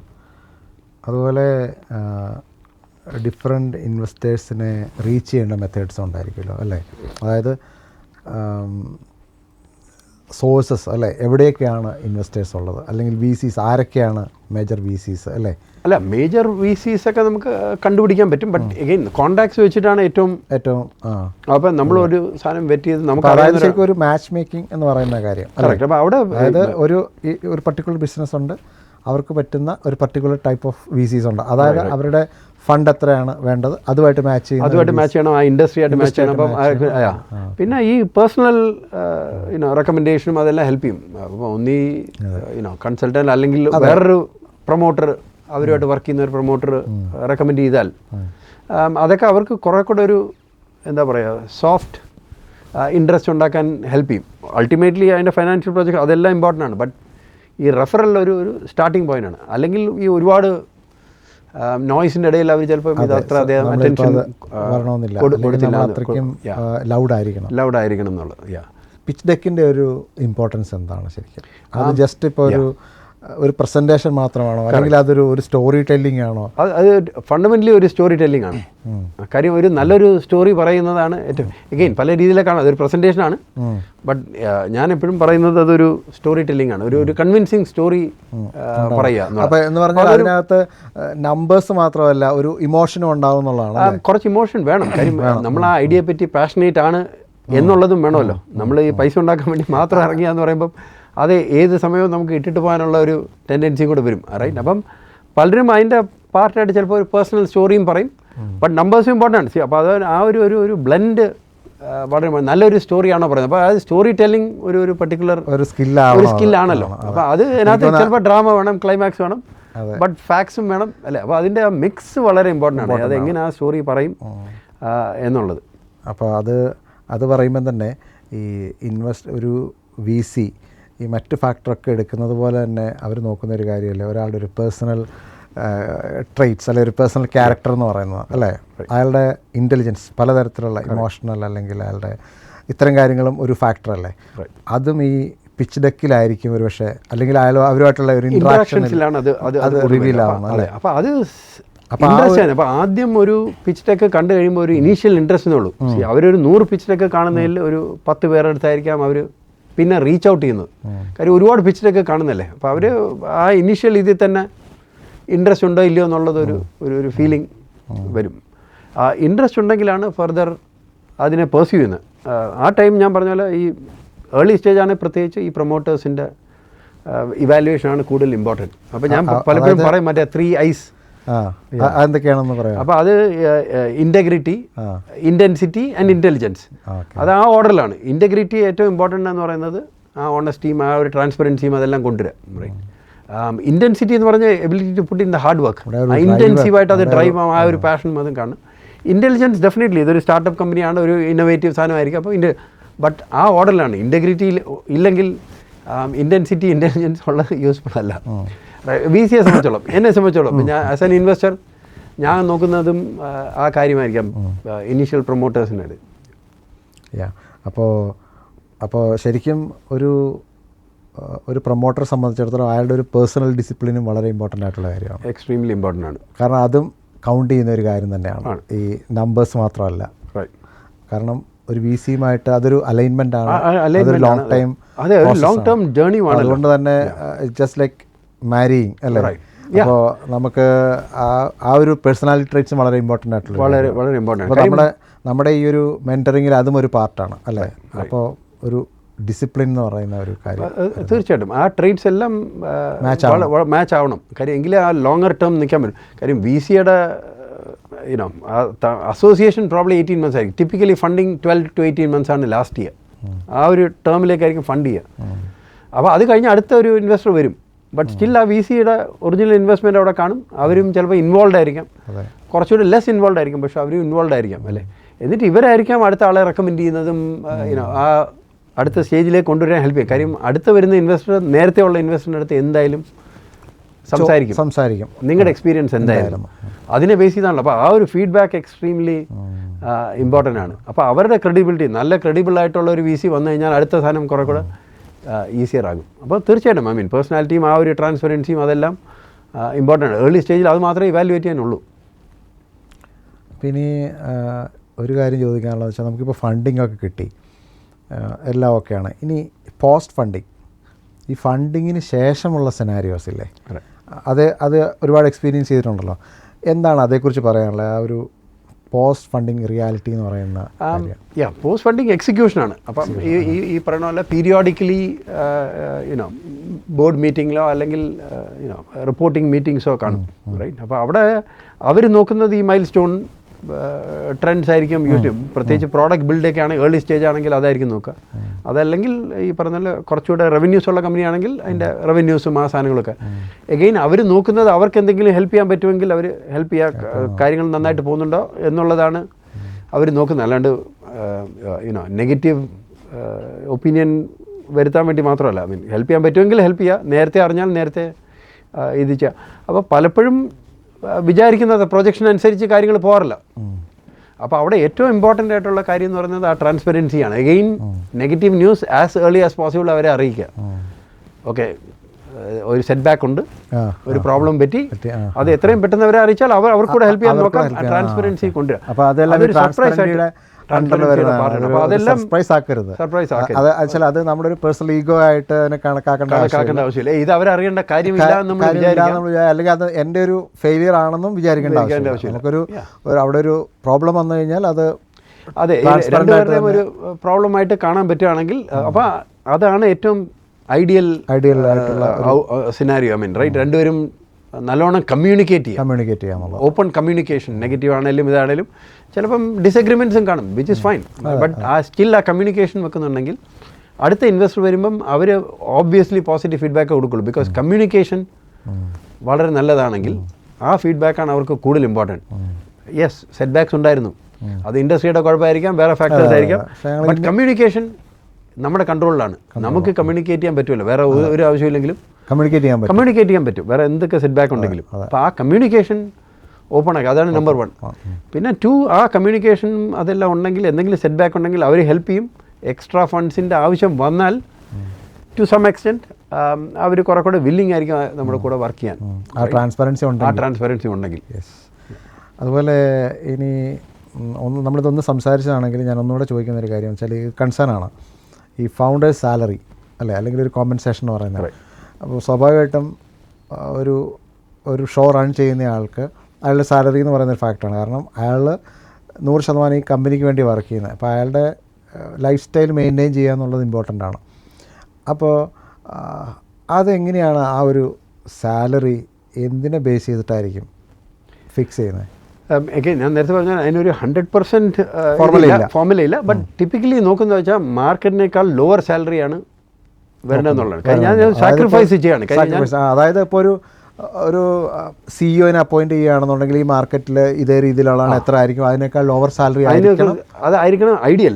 നമ്മൾ അവിടെ മെസ്സേജ് ചെയ്യുന്നത് ഞാൻ ഈ സാക്രിഫൈസ് ചെയ്യുന്നത് because I believe in that idea. ഫ്യൂച്ചറിൽ ഈ ഐഡിയയിൽ നിന്ന് രണ്ടുപേരും ബെനിഫിറ്റ് ചെയ്യുമ്പം എനിക്കുള്ള ബെനിഫിറ്റ് കിട്ടും. ആ. അല്ലാണ്ട് ഈ ഒരു ക്യാഷ് ഫ്ലോ ജനറേറ്റ് അല്ലെങ്കിൽ ഈ സാലറി എൻജോയ് ചെയ്യാൻ വേണ്ടിയിട്ടല്ല ഇരിക്കുന്നുള്ളത് ഒരു മെസ്സേജ് അതിനകത്ത് വരേണ്ടത്. കറക്റ്റ്. അപ്പോൾ ആ ഒരു ക്ലിയർ മെസ്സേജ്, ഈവൻ ദോ ഒരു എക്സ്റ്റെൻഡ് വരെ ചിലപ്പോൾ അവർ ഓക്കെ ആയിരിക്കും, പ്രത്യേകിച്ച് സെക്കൻഡ് ടൈം ആന്ത്രപ്രനേഴ്സൊക്കെ ആണെങ്കിൽ, റൈറ്റ്. സെക്കൻഡ് റൗണ്ടാണ്, ഐ മീൻ സോ ഓൾറെഡി ഒരു പോസിറ്റീവ് എക്സിറ്റ് ഉണ്ടായിരുന്നു, ഒരു നല്ല ഔട്ട്കം ഒക്കെ കൊടുത്തതാണ്, അവർ കുറച്ചുകൂടി അണ്ടർസ്റ്റാൻഡിങ് ആയിരിക്കും, ഒരു ട്രാക്ക് റെക്കോർഡുണ്ട്. അല്ലെങ്കിൽ ഇതാണ് ബെറ്റർ ഓൾട്ടർനേറ്റീവ്. അപ്പോൾ ദാറ്റ് സിഗ്നൽസ് റൈറ്റ് ഇൻറ്റൻറ്റ്, നമ്മൾ ഇതാണ് ഉദ്ദേശിക്കുന്നത്, റൈറ്റ്. ഐ മീൻ ആ ഒരു അലൈൻമെൻറ്റുമായിട്ട് അപ്പോൾ നമ്മളും കുറച്ച് പെയിൻ എടുക്കാൻ റെഡിയാണ് എന്നുള്ളത്. കാരണം നമ്മൾ ഫോക്കസ് ചെയ്യുന്നത് ഈ മന്ത്ലി കോമ്പൻസേഷൻ അല്ല. നമ്മളെന്ന് പറയുന്നത് യെസ് കമ്പനിയുടെ പ്രോഫിറ്റ് ആണ്. ആ പ്രോഫിറ്റിന് വേണ്ടിയിട്ട് യെസ് നമ്മളും കുറച്ച് സാക്രിഫൈസ് ചെയ്യും, വാല്യൂ ക്രിയേറ്റ് ചെയ്യുക. നമ്മൾ എടുക്കുന്നത് യെസ് നമുക്ക് സർവൈവ് ചെയ്യാൻ വേണ്ടിയിട്ടുള്ള. Correct, exactly. ആ സർവൈവൽ എന്നുള്ള ഒരു പിക്ചറാണ് നമ്മൾ കൊടുക്കുക. വളരെ ലോ സാലറി എടുത്തിട്ട് ഇത് ജസ്റ്റ് ഈ ഒരു സ്റ്റേജ് സർവൈവ് ചെയ്യുക. ആൻഡ് ദെൻ ഈ നല്ല ഔട്ട്കം വരുമ്പം ഓബ്വിയസ്ലി ഞാനും ബെനിഫിറ്റ് ചെയ്യും. പിന്നെ ഈ ഫർദർ റൗണ്ട്സ് വരുമ്പം അത് കുറച്ചുകൂടെ റീനെഗോഷിയേറ്റ് ചെയ്യാം. ആദ്യത്തെ ഏർലി സ്റ്റേജ് റൗണ്ടിൽ എക്സ്ട്രീംലി റിസ്ക്കിയാണ്, അപ്പോൾ വളരെ ക്യാഷ് കൺസേർവ് ചെയ്യേണ്ട ഒരു സിറ്റുവേഷൻ ഉള്ളപ്പോൾ അത് ചെയ്തു. ബട്ട് കമ്പനി ഗ്രോ ചെയ്ത് കുറച്ച് പ്രോഫിറ്റബിൾ ആയി കഴിഞ്ഞാൽ നമുക്ക് പറയാൻ പറ്റും. എൻ്റെ ഒരു പോയിന്റിൽ നമുക്ക് എത്തുമ്പോൾ മാർക്കറ്റ് സാലറീസ് എടുക്കാം. പിന്നെ നമുക്ക് ഓഫ് കോഴ്സ് പ്രോഫിറ്റ് എൻജോയ് ചെയ്യാൻ പറ്റും. IPO ഒക്കെ ചെയ്താൽ മേ ബി ബോർഡ് ഡിസൈഡ് ചെയ്യാൻ പറ്റും. ബോർഡ് പറയാണ് ഞാൻ ഇത്ര സ്ഥലം എടുക്കാം, അല്ലെങ്കിൽ കാർ എടുക്കാം, എന്നുള്ള രീതിയിൽ പറയാം. റൈറ്റ്. അതൊക്കെ ഒരു ജനറൽ നോംസ് കാണും. ദാറ്റ് ടോട്ടൽ റവന്യൂടെ ഒരു സ്മോൾ പെർസെൻറ്റേജ് വടവർ അല്ലേ ഇതിൽ ഈ ഔട്ട്ലേ പോകുന്നുള്ളൂ. ബട്ട് ജനറലി ഏർലി സ്റ്റേജിൽ എത്രയും ഫ്രൂഗലാകാൻ പറ്റുമോ അത്രയും ഫ്രൂഗലാകാൻ ക്യാഷ് കൺസേർവ് ചെയ്യുക. മിനിമം ഫണ്ട്സ് വെച്ചിട്ട് ഇത് കമ്പനിയെ ഒരു നല്ല സ്റ്റേജിൽ എത്തിക്കാൻ നോക്കുക. അതാണ് എനിക്ക് തോന്നുന്നത് ഈ കോൺവെർസേഷനിൽ ഒരുപാട് ഓൺടർപ്രണേഴ്സ് ഭയക്കുന്ന ഒരു കാര്യമാണ്. കാരണം അവർക്കിപ്പോൾ അവരുടെ ഈ പറഞ്ഞ ഒരു ലൈഫ് സ്റ്റൈൽ ബിസിനസ് എന്ന് പറയുന്നത് പോലെ അവരിപ്പോൾ ഒരു എമൗണ്ട് എടുക്കുന്നുണ്ട്. മാത്രമല്ല ഇപ്പോൾ അവർക്ക് കൺട്രോൾ ഇല്ല. കാരണം അവരാണ് 100%. അപ്പോൾ അവർ അക്കൗണ്ടൻറ്റിനോട് പറയാൻ എനിക്ക് ഇത്ര ഫണ്ട് ട്രാൻസ്ഫർ ചെയ്യാൻ പറഞ്ഞാൽ ട്രാൻസ്ഫർ ചെയ്യും. അപ്പം ഈ ഒരു എമൗണ്ട് എന്ന് പറയുന്നത് അപ്പോൾ അവരുടെ ഈ ആ ഒരു ടൈപ്പ് ഓഫ് കമ്പനികൾ കുറച്ച് ഡിഫറെൻ്റ് ആണല്ലോ. സി അവർക്ക് ഓൾറെഡി പ്രോഫിറ്റബിൾ ആണ്, അതുകൊണ്ടാണ് ഈ സാലറി എടുക്കാൻ. അപ്പോൾ സാലറി ചിലപ്പോൾ നിർബന്ധമില്ല. അതാണ് ഇതിൻ്റെ കാര്യം. കാരണം കമ്പനിയുടെ പ്രോഫിറ്റ് അല്ല, ക്യാഷ് ഫ്ലോ ആണ്. ക്യാഷ് ഫ്ലോ വെച്ചിട്ടാണ്. ഇപ്പോൾ എനിക്കറിയാവുന്ന ഒരുപാട് കമ്പനിയുണ്ട്, അവർക്ക് ക്യാഷ് ഫ്ലോ ഉണ്ട്. അപ്പം ഇപ്പോൾ ഈ മാസം വരുന്നത് ക്യാഷ് ഫ്ലോ ആണ്, പ്രോഫിറ്റ് അല്ലല്ലോ. അപ്പോൾ അയാൾ വിചാരിക്കുന്നത് നെക്സ്റ്റ് മന്തും അതിൻ്റെ അടുത്ത മാസമൊക്കെ ഇതേ ക്യാഷ് ഫ്ലോ ഉണ്ടാവും. അപ്പോൾ ഇപ്പോൾ വരുന്ന ഫണ്ട് കുറച്ചെടുത്താൽ എനിക്ക് കുറച്ച് എൻ്റെ പേഴ്സണൽ കാര്യങ്ങൾ ചെയ്യാം എന്ന് വിചാരിച്ചെടുക്കുന്നവരുണ്ട്. അപ്പോൾ ആ ഒരു സ്വാതന്ത്ര്യം അവർക്ക്, ആ ഒരു ഫ്രീഡം അവർക്ക് പോകുമെന്നുള്ളൊരു പേടി പ്രധാന കൺസേൺ ആയിട്ട് ഞാൻ മനസ്സിലാക്കിയിട്ടുണ്ട്. അപ്പോൾ എനിക്ക് തോന്നി പറഞ്ഞതിനകത്ത് മനസ്സിലാക്കി എന്നാന്ന് യെസ് നമുക്ക് we have to pay the price അല്ലേ ചില കാര്യങ്ങൾക്ക്. അപ്പോൾ അവിടെയും രണ്ട് രീതിയിൽ ഇമ്പാക്ട് ചെയ്യും. ഒന്ന് ഈ ക്യാഷ് ഫ്ലോ ഒരു ക്രൈസിസ് ഉണ്ടാക്കും. ഇല്ലാത്ത പ്രോഫിറ്റ് നിന്ന് ക്യാഷ് ഫ്ലോ എടുത്താൽ ഒരു ഫർദർ ഡൗൺ ദ ലൈൻ ഒരു ക്യാഷ് ഫ്ലോ ക്രൈസിസ് ഉണ്ടാകും. പിന്നെ മോർ ഇമ്പോർട്ടൻ്റ്ലി പ്രോഫിറ്റബിലിറ്റി കുറയും. CEO സാലറി മാർക്കറ്റ് റേറ്റ് എത്ര എമൗണ്ട് ആണെന്ന് വെച്ചാൽ അതിൽ കൂടുതൽ എടുക്കുമ്പോൾ ഒന്ന് സിഗ്നൽ ചെയ്യുന്ന അത്രയും ഒരു എക്സ്പെർട്ടീസ് വേണം, അല്ലെങ്കിൽ ഇത് വേണം. അപ്പോൾ അത് ഇൻവെസ്റ്ററിനെ സംബന്ധിച്ചോളം പ്രോഫിറ്റ് കുറയ്ക്കാം. ഒരുപാട് കുറയ്ക്കാനും പറ്റില്ല. അപ്പം PE വരുമ്പോൾ നമ്മൾ കാണിക്കുകയാണ് നമ്മുടെ സാലറി വളരെ ലോ ആണ്, ഓർ $1 സാലറി എന്നൊക്കെ പറയുന്ന പോലെ എടുക്കുകയാണെങ്കിൽ അതും ശരിയല്ല. കാര്യം എന്ന് വെച്ചാൽ അവർ നോക്കുന്നത് വെച്ചാൽ ഇതിനൊരു CEO വേണം. അപ്പോൾ ആ CEOക്ക് ഒരു നോർമൽ സാലറി കൊടുത്തിട്ട് ബാക്കി വരുന്ന പ്രോഫിറ്റിന് പുറത്തായിരിക്കും അവർ കാൽക്കുലേറ്റ് ചെയ്ത്. സോ അപ്പോൾ ഒരു നോർമലൈസേഷൻ, എല്ലാ നമ്മൾ എന്തൊക്കെ സ്റ്റേറ്റ്മെൻറ്റ് പ്രിപ്പയർ ചെയ്താലും അതൊരു ടാക്സ് പേർപ്പസിനോ അല്ലെങ്കിൽ അക്കൗണ്ടിങ് പേർപ്പസിനോ പ്രിപ്പയർ ചെയ്യുന്നത് അവരൊന്ന് നോർമലൈസ് ചെയ്യും. അത് that is A normal normal market scenario ആയിട്ട് അതിനൊന്ന് കമ്പയർ ചെയ്ത്. അപ്പോൾ കുറേ എക്സ്ട്രാ ഓർഡിനറി എക്സ്പെൻസസ് അതിനൊക്കെ റീകാറ്റഗറൈസ് ചെയ്യും. അപ്പോൾ അതൊക്കെ കൺസൾട്ടൻസിൻ്റെ ജോബ് അതാണ്. അത് കുറെ ഒന്ന് നല്ലോണം പോളിഷ് ചെയ്ത് എടുക്കുക എന്നുള്ളത്. കാര്യം അതൊക്കെ ജസ്റ്റിഫൈ ചെയ്യാൻ പറ്റിയില്ലെങ്കിൽ അത് അവരുടെ ഫേവറബിൾ രീതിയിൽ അത് കറക്റ്റ് ചെയ്യും. അപ്പം അപ്പോൾ ആ രീതിയിലുള്ള സാധനങ്ങൾ കെയർഫുൾ ആയിരിക്കണം. ഈ ഫണ്ടിങ്ങിലേക്ക് പോകുന്ന കമ്പനീസ്, അപ്പോൾ അതിൻ്റെ പ്രൊമോട്ടേഴ്സ് ശരിക്കും എന്താണ് അവരുടെ ഒരു ഡെയിലി ഒരു ബിസിനസ്സിൽ എന്താണ് അവർ ഇപ്പം തന്നെ ചെയ്യേണ്ട ചില കാര്യങ്ങൾ എന്തൊക്കെയായിരിക്കും? കമ്പനിയുടെ സ്റ്റേജ് അനുസരിച്ച് അത് കുറച്ച് ഡിഫറെൻ്റ് ആയിരിക്കും. ഏത് ടൈപ്പ് ഓഫ് ഫണ്ടിങ് ആണെന്നുള്ളതായിരിക്കും. അപ്പം ഡെറ്റ് ഫണ്ടിങ് ഒക്കെ ആണെങ്കിൽ ഈ പറയുന്ന പോലെ സ്റ്റേറ്റ്മെൻറ്റ്സ് എല്ലാം വളരെ അക്യുറേറ്റ് ആയിരിക്കണം, റൈറ്റ്. ഐ മീൻ ആൻഡ് ഫയലിങ്സും അതെല്ലാം അതിന് ഒരു ബാങ്ക് ചെയ്യുന്നത്. അപ്പോൾ കൊളാറ്ററൽ ആ സാധനങ്ങളെല്ലാം പെർഫെക്റ്റ് ആക്കാൻ നോക്കണം, റൈറ്റ്. ഇക്വിറ്റി ഫണ്ടിങ് ആണെങ്കിൽ ഈ പറയുന്ന പോലെ ഏർലി സ്റ്റേജ് കമ്പനിയാണോ, കുറച്ചുകൂടെ മെച്ചുവറാണോ, ഏർലി സ്റ്റേജ് ആണെങ്കിൽ ഈ ഐഡിയയും അതിൻ്റെ പോസിബിലിറ്റീസും അതൊക്കെ കുറെ കൂടെ നല്ലോണം റിസർച്ച് ചെയ്തിട്ട് പറ്റുമെങ്കിൽ ഒരു മാർക്കറ്റ് സ്റ്റഡിയൊക്കെ ചെയ്ത് അത് വാലിഡേറ്റ് ചെയ്യാൻ മാക്സിമം ട്രൈ ചെയ്യണം. കാര്യം ഏത് ഐഡിയ ആണെങ്കിലും അതിന് കോമ്പറ്റീറ്റേഴ്സും മറ്റേ കാണും. പലപ്പോഴും നമ്മൾ വിചാരിക്കുന്നത് യുണീക്കാണ്, ഇതിനൊരു കോമ്പറ്റീറ്റർ ഇല്ല. ഡയറക്റ്റ് കോമ്പറ്റീഷൻ അല്ലെങ്കിലും ആ സെയിം നീഡ് കസ്റ്റമർ വേറെ രീതിയിൽ അത് മീറ്റ് ചെയ്യുന്നുണ്ടായിരിക്കാം, റൈറ്റ്? അപ്പോൾ അതൊക്കെ ഒരു കോമ്പറ്റീഷനാണ് ഇൻ എ സെൻസ്, റൈറ്റ്? അപ്പോൾ അതൊക്കെ കുറച്ചുകൂടെ നന്നായിട്ട്, കാര്യം ആ സ്റ്റോറി പറയുമ്പം അതിനകത്ത് ചോദിക്കുന്ന ചോദ്യങ്ങൾക്ക് നമുക്ക് നല്ലോണം ആൻസർ ചെയ്യാൻ പറ്റണം. എന്തുകൊണ്ട് ഈ പ്രോഡക്റ്റ് അല്ലെങ്കിൽ എന്തുകൊണ്ട് ഇത് കസ്റ്റമറിന് യൂസ്ഫുൾ ആകും, അല്ല ബെറ്റർ ഇതാണ് എന്നുള്ളതൊക്കെ എക്സ്പ്ലെയിൻ ചെയ്യേണ്ടി വരും. കുറച്ചുകൂടെ മെച്ചുവർ കമ്പനി ആണെങ്കിൽ അവിടെ പ്രോഫിറ്റബിലിറ്റി ഒക്കെ ഉണ്ട്. അപ്പോൾ ആ സ്റ്റോറി കുറച്ചുകൂടെ ക്ലിയർ ആണ് ഓൾറെഡി. ബട്ട് ഈ ട്രാൻസ്പെറൻസി അല്ലെങ്കിൽ what you call internal transparency കൊണ്ടുവരാൻ ഈവൻ എല്ലാ ട്രാൻസാക്ഷൻസും ഇന്റേണൽ ഒരു ഓഡിറ്റോ വടവറൊക്കെ ചെയ്ത് അതിനെ ഒന്ന് പറഞ്ഞാൽ സാധാരണ ഭാഷയിൽ പറഞ്ഞാൽ നമ്മളൊരു ഓണറാണെങ്കിലും നമ്മളെടുക്കുന്ന ഓരോ പൈസയും കൃത്യമായിട്ടുള്ള കണക്ക് അത് റീസണബിൾ ആയിരിക്കണം. അത് ഐഡിയലി രണ്ടും ഡിഫറെൻറ്റ് അക്കൗണ്ട്സും അതൊക്കെ വെച്ച് വേണം മെയിൻറ്റെയിൻ ചെയ്യാൻ. ഒരു അക്കൗണ്ടിൽ കൂടെ ഓണറിനും കമ്പനിയും രണ്ടുപേരും യൂസ് ചെയ്യുന്നത് വളരെ ഡിഫിക്കൽട്ടാണ് മെയിൻറ്റെയിൻ ചെയ്യാൻ. ട്രാൻസ്പെറൻസി ഓൾമോസ്റ്റ് ഇല്ലാതെ വരും. സെപ്പറേറ്റ് കമ്പനി ആയിരിക്കും, കറണ്ട് അക്കൗണ്ടും സേവിങ്സ് അക്കൗണ്ടും ആയിരിക്കും, എല്ലാം ഡിഫറെൻ്റ് ആയിരിക്കും. ഈ പറഞ്ഞ പോലെ ഫണ്ട് എടുക്കുന്ന കാര്യങ്ങൾ, ഇപ്പോൾ ഓണർ ഫണ്ട് യൂസ് ചെയ്യുന്നതും ഇതൊക്കെ വളരെ ട്രാൻസ്പെറൻ്റ് ആയിട്ട് അത് ഈ പറഞ്ഞ പോലെ ഒരു സിസ്റ്റമാറ്റിക് പാർട്ടായിട്ട് പോവുക. അല്ലാതെ ഒരുപാട് ട്രാൻസാക്ഷൻ നമ്മൾ കാണാറുണ്ട്, ഒരുപാട് ട്രാൻസാക്ഷൻസ് ഓണറുടെ ഇതിലേക്ക് ബാങ്കിലേക്ക് ഒരുപാട് ട്രാൻസാക്ഷൻ തിരിച്ചിട്ടു അങ്ങനെയൊക്കെ പറഞ്ഞാൽ അതൊക്കെ ഒരു അൺയൂഷ്വൽ ട്രാൻസാക്ഷൻസ് ആണ്, അല്ലെങ്കിൽ അത് കൂടുതൽ ക്വസ്റ്റ്യൻസ് വരാം അല്ലേ? അപ്പോൾ അത് നമ്മൾ തുടങ്ങുമ്പോൾ തന്നെ അതിനൊരു പാറ്റേൺ ഫോം ചെയ്യുക. മന്ത്ലി ആണെങ്കിൽ ഒരു പർട്ടിക്കുലർ ഡേറ്റിൽ തന്നെ സാലറി എടുക്കുക, അത് സാലറി ആ രീതിയിൽ തന്നെ ചെയ്യുക. ഇനി എന്തെങ്കിലും എക്സ്പെൻസ് ഓണറുടെ പാർട്ടിൽ നിന്ന് വന്നു കഴിഞ്ഞാൽ തന്നെ അത് ക്ലിയർ ആയിട്ട് തന്നെ റീഇംബേഴ്സ് ചെയ്യാനുള്ള സിസ്റ്റംസ് അല്ലേ? അതെല്ലാം വൗച്ചർ ചെയ്ത് ആ ഒരു അക്കൗണ്ടന്റിനെ കൊണ്ട് തന്നെ പ്രോപ്പറായിട്ട് തന്നെ സിസ്റ്റമാറ്റിക് ആയിട്ട് ചെയ്യുക. അപ്പോൾ അങ്ങനെ ഇരിക്കുമ്പോൾ തന്നെ ഒരു VC അടുത്തേക്ക് ചെല്ലുമ്പോൾ അവർ ഇംപ്രസ്ഡ് ആവും. കാരണം ആ പ്രോസസ്സ് കുറെ കൂടെ എളുപ്പമായിരിക്കും. ഒരു ക്ലീൻ റെക്കോർഡുള്ള കമ്പനി ഓഡിറ്റ് ചെയ്യാനോ അല്ലെങ്കിൽ അതിൻ്റെ ബുക്സ് നോക്കാനോ കുറെ കൂടെ എളുപ്പമാണ്. അതേസമയം ഇതിനകത്ത് ഒരുപാട് മിക്സ് ആൻഡ് മാച്ച് ട്രാൻസാക്ഷൻസ് ഒക്കെ ഉണ്ടെങ്കിൽ അത് കോമ്പൻസേറ്റ് ചെയ്ത് കാണും. അൾട്ടിമേറ്റ്ലി റിസൾട്ട് ഒന്നായിരിക്കും, പക്ഷേ മെസ്സേജ് ഡിഫറെൻ്റ് ആണ്. സിസ്റ്റമാറ്റിക് ആയിട്ടും അല്ലെങ്കിൽ ഒരു കയോസ് ആയിട്ടുള്ള ഒരു അക്കൗണ്ട് തമ്മിൽ ഒരുപാട് വ്യത്യാസം. അപ്പോൾ അവർക്ക് ഒരുപാട് ചോയ്സസ് ഇല്ല ഈ ഇൻവെസ്റ്റ്മെന്റ് ചെയ്യാൻ. അപ്പം വൈ ദിസ് കമ്പനി, ഈ പ്രോബ്ലം എക്സ്പ്ലനേഷൻ ഒക്കെ എന്തിനു കേൾക്കണം എന്നുള്ളതാണ് അവർ. അപ്പോൾ അവരെ അൺലെസ് ഇതൊരു ഫേസ്ബുക്ക് പോലുള്ള കമ്പനി അല്ലെങ്കിൽ നമ്മൾ അവരെ കൺവിൻസ് ചെയ്യാണ് ചെയ്യുന്നത്, നോട്ട് ദി അതർ വേ. ഇനിയിപ്പോൾ ഫോർ എക്സാമ്പിൾ ഇപ്പോൾ ഒരു കമ്പനി അത്രയ്ക്കും കൃത്യമായിട്ടൊന്നുമല്ല ഇതുവരെ അക്കൗണ്ട്സ് പോയിട്ടുള്ളതെങ്കിൽ ഇനിയാണെങ്കിലും അങ്ങനെ ചെയ്യാൻ പറ്റും അല്ലേ? ഇനിയാണെങ്കിലും അതിന് സ്ട്രീം ലൈൻ ചെയ്യുക. ഇനിയാണെങ്കിലും സ്ട്രീം ലൈൻ ചെയ്യുക. ഒരു 1-2 കൊല്ലത്തെങ്കിലും ഒരു ട്രാക്ക് റെക്കോർഡ് കൊണ്ടുവരണം. അതിൻ്റെ ഒരു എക്സാമ്പിൾ എന്ന് പറയുന്നത് നമ്മൾ മാനേജ്മെൻറ്റ് ടീമിനെ മാറ്റുക അല്ലെങ്കിൽ പ്രോസസ്സ് ഇംപ്ലിമെന്റ് ചെയ്യുക എന്നൊക്കെ പറയാം. എക്സ്പ്ലനേഷൻ കൊടുത്തിട്ട് മുമ്പുള്ള സാധനം നമുക്ക് ഇങ്ങനെ ആയിരുന്നു, ഒരു പോസിറ്റീവ് സെനാരിയോയിലേക്ക് വേണമെങ്കിൽ ഷിഫ്റ്റ് ചെയ്യാൻ പറ്റും. പിന്നെ ഷിഫ്റ്റ് ചെയ്യണം. ആ ഒരു ട്രാക്ക് റെക്കോർഡ് കുറച്ച് കാണിക്കണം. ഒരു മാസം കൊണ്ട് ചെയ്തു എന്ന് പറയുന്നതിനേക്കാൾ നമ്മൾ ഇങ്ങനെ ഒരു സെനാരിയോ ഉണ്ടായിരുന്നു, നമ്മളപ്പോൾ അതിനെ ഒരു മാനേജ്മെന്റ് നമ്മൾ കുറച്ച് റീസ്ട്രക്ചർ ചെയ്തു, സിസ്റ്റത്തെ ഒന്ന് പ്രോസസ്സൊക്കെ കൊണ്ടുവന്ന് ലാസ്റ്റ് 2 ഇയേഴ്സ് നമ്മൾ കറക്റ്റായിട്ട് ട്രാക്ക് കാണിക്കുന്നുണ്ട് എന്ന് പറയുമ്പോൾ യെസ്. അപ്പോൾ അതിൻ്റെ അർത്ഥം ഇപ്പോഴാണ് മാറ്റം എന്നുണ്ടെങ്കിൽ ഇപ്പോൾ തന്നെ മാറ്റം തുടങ്ങുക എന്നുള്ളതാണ്. ആൻഡ് ആ മാറ്റങ്ങൾ വരുത്തുമ്പോൾ തന്നെ ഇന്റേണലി തന്നെ ഈ ട്രാൻസ്പെറൻസി ഒക്കെ കൊണ്ടുവരുന്ന കാരണം മേ ബി അവിടെയും കുറച്ച് ഓപ്പർച്യൂണിറ്റീസ് നമുക്ക് കിട്ടും, ഇമ്പ്രൂവ്മെന്റ്സ് കൊണ്ടുവരാൻ. അപ്പോൾ അത് അൾട്ടിമേറ്റ്ലി നമ്മുടെ വാല്യുവേഷനെ തന്നെ ഇമ്പ്രൂവ് ചെയ്യും. ആൻഡ് ബെറ്റർ പൊസിഷനിലായിരിക്കും നമ്മൾ ഈ ഫണ്ടിങ് എടുക്കാൻ വേണ്ടിയിട്ട്. അപ്പോൾ നമ്മളിന്ന് ഡിസ്കസ് ചെയ്തത് ഫണ്ടിങ്ങിനെ കുറിച്ചാണ്. അപ്പോൾ ഒരുപാട് പേരുടെ കുറേ കൺസേൺസ് ആണ് നമ്മൾ ഇന്ന് ഡിസ്കസ് ചെയ്തത്.